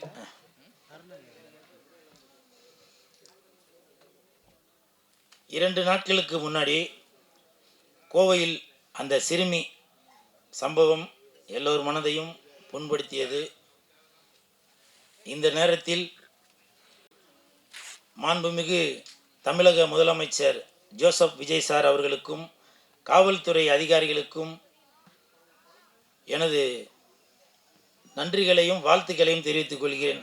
எதற்காக என்றால், சம்பவம் நடந்த 24 மணி நேரத்தில் அந்த குற்றவாளியை நீங்கள் பிடிச்சிருக்கீங்க. ஸோ இது காவல்துறைக்கும் தமிழக அரசிற்கும் ஒரு பெருமைப்பட வேண்டிய விஷயம். இன்னைக்கு பல குற்றங்கள் ஏதோ ஒன்று நடந்துக்கிட்டே தான் இருக்குது, அதை தடுக்கவே முடியல. நான் என்ன சொல்கிறேன், விஜய் சார் பாலியல் குற்றம் பண்ணுற அந்த குற்றவாளியை அவரோட நெத்தியில பச்சை குத்துங்க, பாலியல் குற்றவாளின்னு ஒரு பச்சை குத்துங்க. அவருடைய ration card, Aadhaar card, voter ID எல்லாத்தையும் தடை பண்ணுங்க. அவன் ஒரு நேரமும் அவன் கண்ணாடியில் பார்க்கும்போது, மற்றவர்களை பார்க்கும்போது கூனி குறுகணும், சாப்பாட்டுக்கு வழி இல்லாமல் இருக்கணும். அப்படி செய்ய முடியுமா? சினிமாவில் மட்டும்தான் முடியும். ஆனால் நீங்கள் நினைத்தால் கண்டிப்பாக நடக்கும். ஏன்னா உங்களுக்கு ஓட்டு போட்டதில் 50% பேர் இன்னமும் நீங்கள் ஒரு சூப்பர் ஹீரோ அப்படின்னு தான் நினச்சிட்டு இருக்காங்க.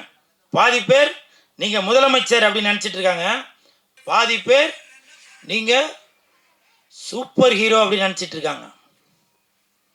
எப்படி ஒரு துன்பம் நேரிடும் போது குருவி படத்தில் விஜய் சார் பறந்து வருவாரோ, அந்த மாதிரி பறந்து வந்து காப்பாற்றுவார் அப்படின்னு நினச்சிட்டு இருக்காங்க. வேலாயுதம் படத்தில் துன்பம் நேரிடும் போது வேலாயுதம் அப்படின்னு சொன்னோன்னா காப்பாற்ற வருவாரோ, அந்த மாதிரி வருவார் நிறையா பேர் நினச்சிட்டு இருக்காங்க. சர்க்கார் படத்தில் வந்த மாதிரி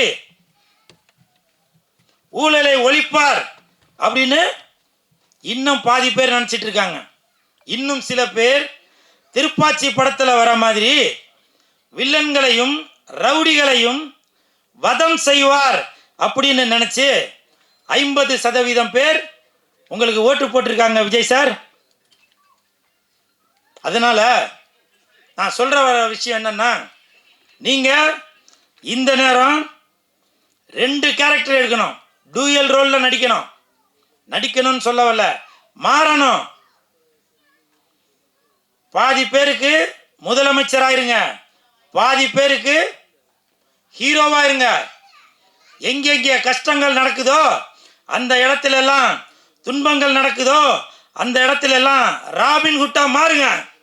உங்களுடைய தந்தையார், நான் பெரிதும் மதிக்கக்கூடிய S.A. சந்திரசேகர் சார் அவர் இயக்கிய நான் சிகப்பு மனிதன் அந்த படத்தில் ரஜினி சார் பகல்ல வாத்தியாராவும் ராத்திரியில இரவு நேரத்தில் கெட்டவர்களை வதம் செய்யும் ஒரு ராபின் ஹுட்டா இருப்பாரு. நீங்க அந்த படம் பார்த்திருப்பீங்க, சில பேருக்கு அது தெரிஞ்சிருக்காரு. ஏன்னா இப்போ உள்ளவங்கெல்லாம் விஜய் சாரோட ரசிகர்கள் எல்லாம் அந்த காலகட்டத்தில் உள்ளவங்களுக்கு தெரியுமான்னு தெரியல. அதனால விஜய் சார் நீங்க கண்டிப்பாக அந்த டூயல் ரோல் எடுத்தே தான் ஆகணும். அப்போ தான் நாட்டில் உள்ள குற்றங்கள் எல்லாமே குறைஞ்சிட்டு வரும். 2 நாளைக்கு முன்னாடி லெஜண்ட் அவர்கள், லீடர் அவர்கள் ஒரு வீடியோவில் பேசியிருக்காரு. கல்கத்தால மம்தா பானர்ஜி அவர்கள் முதலமைச்சராக இருக்கும்பொழுது ஒரு சட்டம் இயற்றப்பட்டுள்ளது. இந்த மாதிரி பாலியல் குற்றம் பண்றவங்கள 10 மாதத்தில்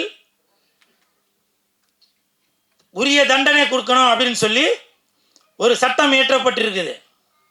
அதே லெஜண்ட் அவர்கள் இன்னைக்கு காலையில் ட்விட்டரில் ஒரு ட்விட் ஒன்று பண்ணியிருக்காரு. எதுக்கு 10 மாதம் வெயிட் பண்ணோம்? ஒரு கரு உண்டாவதற்கு தான் 10 மாதம் தேவை, ஒருவனை அழிப்பதற்கு 2 செகண்ட் போதும் அப்படின்னு சொல்லி அவரோட ஆதங்கத்தை சொல்லியிருக்காரு. அதனால விஜய் சார் நீங்க எந்த ஒரு தயவு தாட்சணையும் பார்க்காமல் படத்துல எப்படி நீங்க ஹீரோவா இருக்கிறீங்களோ அதே மாதிரி நிஜத்திலையும் நீங்க ஒரு ஹீரோவா மாதிரி எல்லாரையும் வதம் செஞ்சுட்டு தான் இருக்கணும்.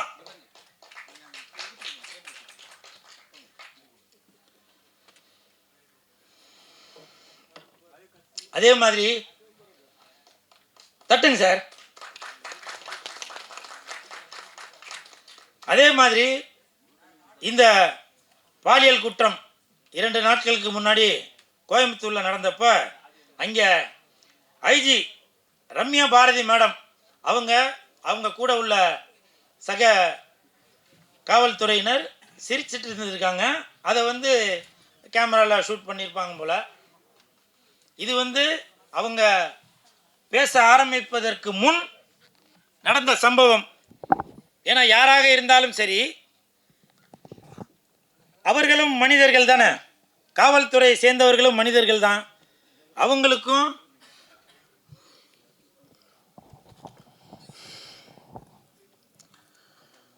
மிருகம் கூட பசிச்சாதாங்க வேட்டையாடுது. ஆனால் இந்த காவல்துறையினர் மக்கள் நல்லா இருக்கணும்னு 24 மணி நேரமும் வேட்டையாடிட்டே இருக்காங்க. ஏன்? மக்கள் நல்லா இருக்கணும் அப்படின்றதுக்காக தான். அந்த IG madam Ramya Bharathi madam ஒரு 4-5 வருஷத்துக்கு முன்னாடி வட சென்னையில் இருக்கிறப்ப எத்தனை குற்றவாளிகளை, எத்தனை ரவுடிகளை அடக்கியிருக்காங்க தெரியுமா? நடு ராத்திரியில் ஒரு சைக்கிள் எடுத்துட்டு சுடிதார் போட்டுட்டு தான் ஒரு போலீஸ் அதிகாரி என்பது வெளியில் தெரியாமல் அவங்க ரவுண்ட்ஸ் போய் என்னென்ன குற்றங்கள் நடக்குதோ அவங்க எல்லாரையும் அரெஸ்ட் பண்ணி உள்ள தள்ளினவங்க தான், தண்டனை வாங்கி கொடுத்தவங்க தான். அப்படி ஒரு கண்ணியமானவங்க தான் அந்த ஐஜி ரம்யா பாரதி மேடம் அவர்கள். இன்னைக்கு அவங்க மீது ஒரு களங்கம். அதாவது அவர்களும் மனிதர்கள் தாங்க. உங்களுக்கு வீடியோ நல்லா ஓடணும், ரீல்ஸ் நல்லா ஓடணும், அந்த தீய சக்தியோ இல்லை தூய சக்தியோ யாரோ ஏதோ ஒன்று செய்து காவல்துறையினர் மீது ஒரு அவதூறு பரப்பிட்டு வரீங்க. அதை நான் வன்மையாக கண்டிக்கிறேன். இன்னைக்கு காவல்துறை இருப்பதால் தான் இந்த தமிழ்நாடு ஒரு பூங்காவாக சிறந்து விளங்கி கொண்டிருக்கிறது. ஒரு இடத்துல சின்ன சின்ன விஷயங்கள் நடக்க தான் செய்யுது. அது நம்ம தான் கட்டுக்கோப்பாக இருக்கணும். நமக்கு ஒரு பொறுப்பும் அக்கறையும் இருக்கு. எல்லாமே நம்ம காவல்துறை மேலே நம்ம பழி சொல்லிட்டு இருக்கக்கூடாது. சார், இன்னைக்கு இந்த நிகழ்ச்சி நடக்கிறது கூட காவல்துறை அனுமதி கொடுத்ததால தான் இன்னைக்கு சுமூகமாக இந்த நிகழ்ச்சி நடந்துட்டு இருக்கு. இல்லைனாக்கா அங்கே வண்டி நிறுத்தக்கூடாது, இங்கே வண்டி நிறுத்தக்கூடாது, அப்படி இப்படின்னு ஏகப்பட்ட பிரச்சனை நடந்தாக்க இந்த வட மஞ்சு விரட்டு ஆடியோ ரிலீஸ் நிகழ்ச்சி ஒரு சிறப்பாக நடக்குமா? யோசிச்சு பார்க்கணும். இன்னைக்கு காவல்துறை இல்லை என்றால் குற்றங்கள் ஜாஸ்தியாயிரும். அதனால தயவு செய்து உங்களுக்கு வீடியோ ஓடணும், ரீல்ஸ் நல்லா ஓடணும் என்பதற்காக காவல்துறை மீது தயவு செய்து பழி சுமத்தாதீர்கள். நாட்டோட பார்டரில் எப்படி இராணுவங்க நமக்காக பாதுகாத்துட்டு இருக்காங்களோ அதே மாதிரி தான் இப்போவும் காவல்துறையினர் ரோந்து வந்துட்டு நமக்காக சப்போர்ட் பண்ணிட்டு இருக்காங்க. நான் கேள்விப்பட்டிருக்கேன், காவல்துறை ஸ்காட்லாந்தில் தான் நம்பர் 1, 2வது தமிழ்நாடுன்னு சொல்லியிருக்காங்க.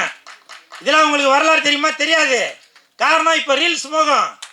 ரீல்ஸ் எடுத்து போட்டாக்கா வீடியோ ஓடும். தயவு செய்து சொல்கிறேன், காவல்துறை உங்கள் நண்பன். யாரையும் தவறாக பேசாதீங்க. நன்றி, வணக்கம்.